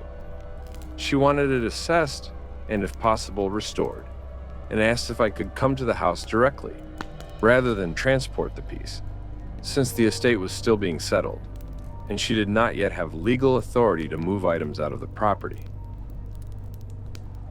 I arrived at the house on a gray autumn afternoon, and I want to say immediately that the house itself, aside from the ordinary weight that any long, uninhabited estate carries, gave me no particular sense of unease at first. The clock stood in what had once clearly been a formal front parlor, an impressive piece, close to 8 feet tall, with an ornate case that suggested genuine craftsmanship and likely real value once properly restored. I began my assessment the way I always do, examining the case for damage, checking the movement for rust, corrosion, and missing components, and taking careful notes on what work would be required. It was during this initial assessment, working alone in that front parlor with afternoon light fading toward evening, that I noticed something unusual about the clock's internal mechanism, something I have genuinely never encountered in 3 decades of this work.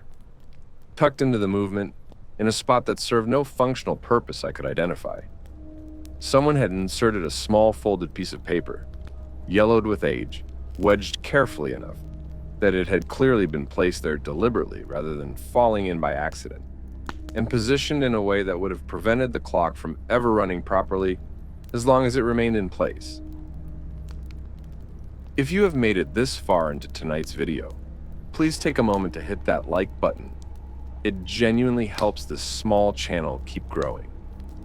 Drop a comment telling us what you think was written on that paper. And if you have not subscribed yet, now is a great time to do it, because we post new accounts every single week. Now, let us get back to Percival.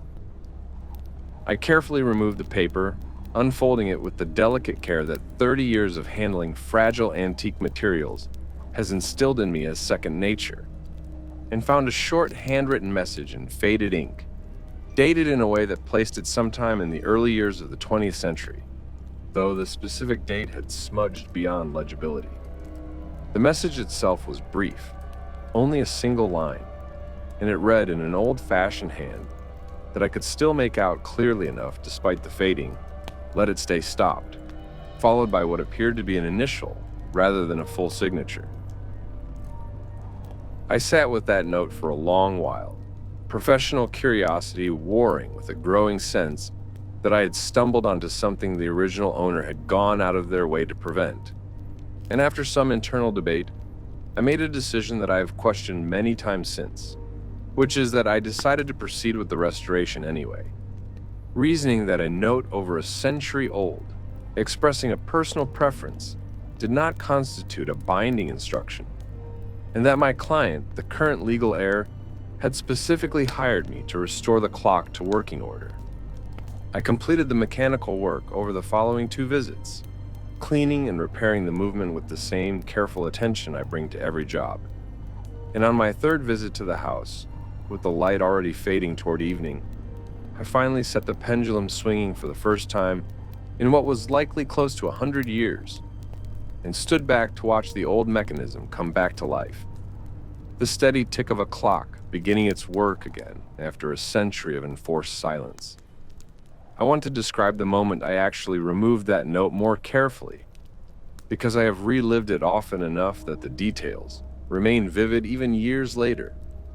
I unfolded it at my workbench in my own shop, days before I ever returned to the house to attempt starting the movement. And I remember the paper itself felt strangely cold to the touch, colder than the ambient temperature of my workshop that afternoon should have accounted for. A sensation I dismissed at the time as simple imagination, brought on by the eerie context of finding a deliberately hidden warning inside a piece of antique machinery. I photographed the note before returning it to the house on my next visit, intending, in a moment of professional thoroughness I now recognize as a mistake, to include it as a curiosity in my final restoration report to the client, a plan I ultimately abandoned entirely once I understood what actually happened when that clock was finally allowed to run. The clock ran for perhaps 4 minutes before something happened that I still struggled to describe adequately. The ticking, which had started at a completely normal, steady pace, consistent with the pendulum length and escapement I had just calibrated, began to slow, gradually at first, then more dramatically, each tick stretching further apart than the last, as though the clock itself were straining against some invisible resistance, until the ticking became so slow and labored that each individual tick felt like it took several full seconds to complete, a mechanical impossibility given the physics of a properly functioning pendulum clock. And then, in the gap of silence between 2 of those impossibly slow ticks, I heard something from elsewhere in the house, upstairs, a single word spoken in a voice that was neither clearly male nor female, low and strained, as though speaking itself required tremendous effort. The word, as clearly as I could make it out in that terrible stretched silence, was stop. I have spent 30 years listening to clocks with the kind of attention most people reserve for conversation, and I can tell you with total professional confidence that nothing about a properly functioning pendulum mechanism can produce the kind of tempo distortion I witnessed that evening. A pendulum's period is governed by fixed physical properties, length and gravity primarily, and once set in motion at a calibrated length, its rhythm simply does not slow gradually over the course of several minutes the way I watched that clock's ticking slow, stretching from a crisp, even beat into something that felt, by the end, less like a mechanical process and more like something laboring, straining against a weight only it could feel, each tick arriving later than physics should have allowed, as though the movement itself were being made to work harder and harder for less and less result. I did not hesitate the way I had with the note. I crossed that front parlor, opened the clock case, and physically stilled the pendulum with my own hand. And the moment I did, the ticking simply ended, and whatever presence had been straining to speak from upstairs fell silent as well, the house returning to the same ordinary, empty quiet it had carried during every previous visit. I called my client that evening and told her carefully that upon further assessment, I did not believe full restoration of the clock's movement was advisable, given the age and fragility of certain components. A professional half-truth I'm not entirely proud of, but felt was the only reasonable way to explain my decision without sounding as though I had lost my mind. I offered instead to restore the case cosmetically, while leaving the movement itself permanently disengaged, and she agreed without much argument, seeming satisfied simply to have an attractive piece of furniture rather than a fully functional heirloom. Before finishing that final visit, I refolded the original note as carefully as I had found it, and returned it to its hidden spot within the movement, wedged exactly where it had been for over a century, ensuring that whatever mechanism it had been preventing would remain prevented indefinitely, regardless of who might attempt to restore that clock again, long after I am gone from this trade myself. I have thought many times since about who originally wrote that note, and what exactly happened in that house around the turn of the last century that convinced someone to go to such deliberate lengths to ensure a clock, of all ordinary household objects, never ran again. I have not been able to find any local history that explains it clearly, though an old newspaper archive search turned up a brief, unexplained item from that era, noting an unusual and sudden illness that struck the household staff of that estate over a period of several weeks, with no cause ever officially determined, before the household apparently returned to normal health as abruptly as the illness had begun. I spent several evenings that following winter combing through what digitized archive material exists for that county's local newspaper, a tedious process given how poorly preserved much of that era's reporting has become. And beyond the illness item and the later death notice for the unnamed household servant, I found one more reference that seemed potentially connected, a short society column entry from several years prior to either of those incidents, noting that the family had recently acquired the tall case clock as an import from a European estate sale, described in the column with evident pride as a rare and valuable addition to the household. I have no way of knowing whether the clock itself was already carrying whatever came with it before it ever arrived in that Virginia parlor, or whether something in the house found its way into the clock's workings only after it was installed there. But the timing of that acquisition, falling just before the string of unexplained troubles that followed, has struck me as significant every time I have turned it over in my mind. I reached out eventually to a colleague overseas who specializes in restoring European clocks with more direct knowledge of continental estate sale history from that era, describing the piece in general terms and asking whether the maker's marks I had documented meant anything significant to him. He told me the clock had come from a workshop with a reasonably well-regarded but not especially famous reputation, nothing that would explain any inherent unusual property in the piece itself, which leads me to believe, as much as I can believe anything about this whole ordeal, that whatever ended up bound to that mechanism was something that attached itself after the clock arrived in that Virginia household, rather than something that traveled with it across the ocean from wherever it was originally built. I also found in that same newspaper archive a much smaller item from several years after that unexplained illness, a brief death notice for a young household servant, unnamed in the article beyond a first initial, in the old style of that era's reporting, who had died suddenly at the estate, under circumstances the notice described only as an accident, with no further detail given.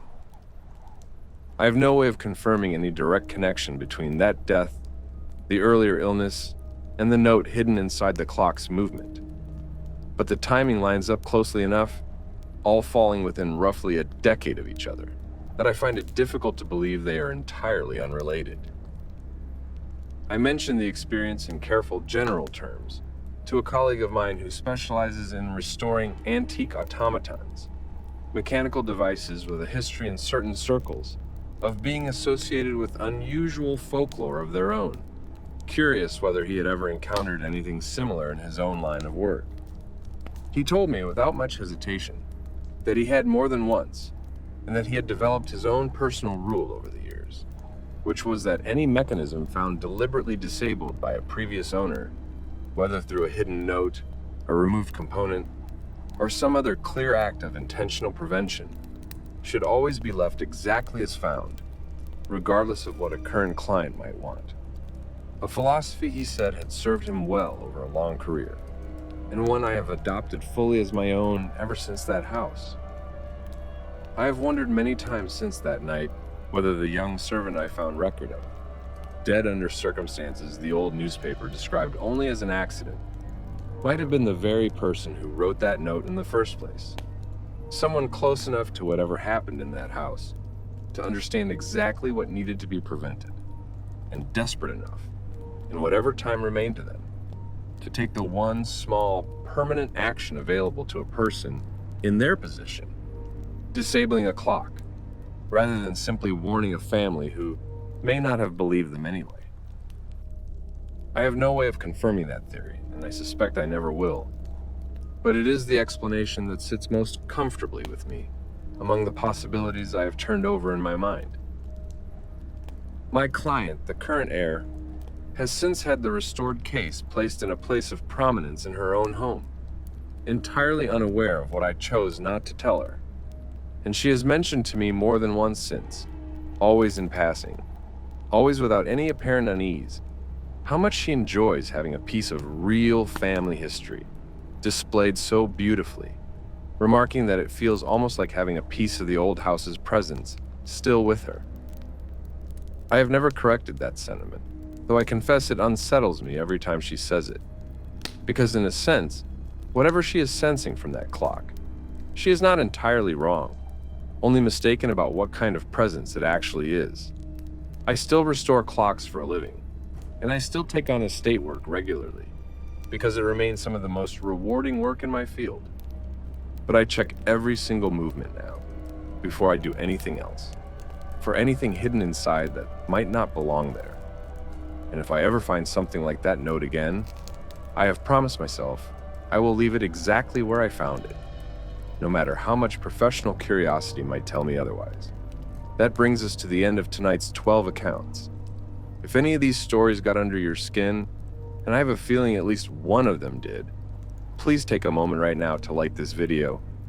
It is honestly the easiest way to support this channel, and it makes a real difference for us. Drop a comment telling us which story stuck with you the most.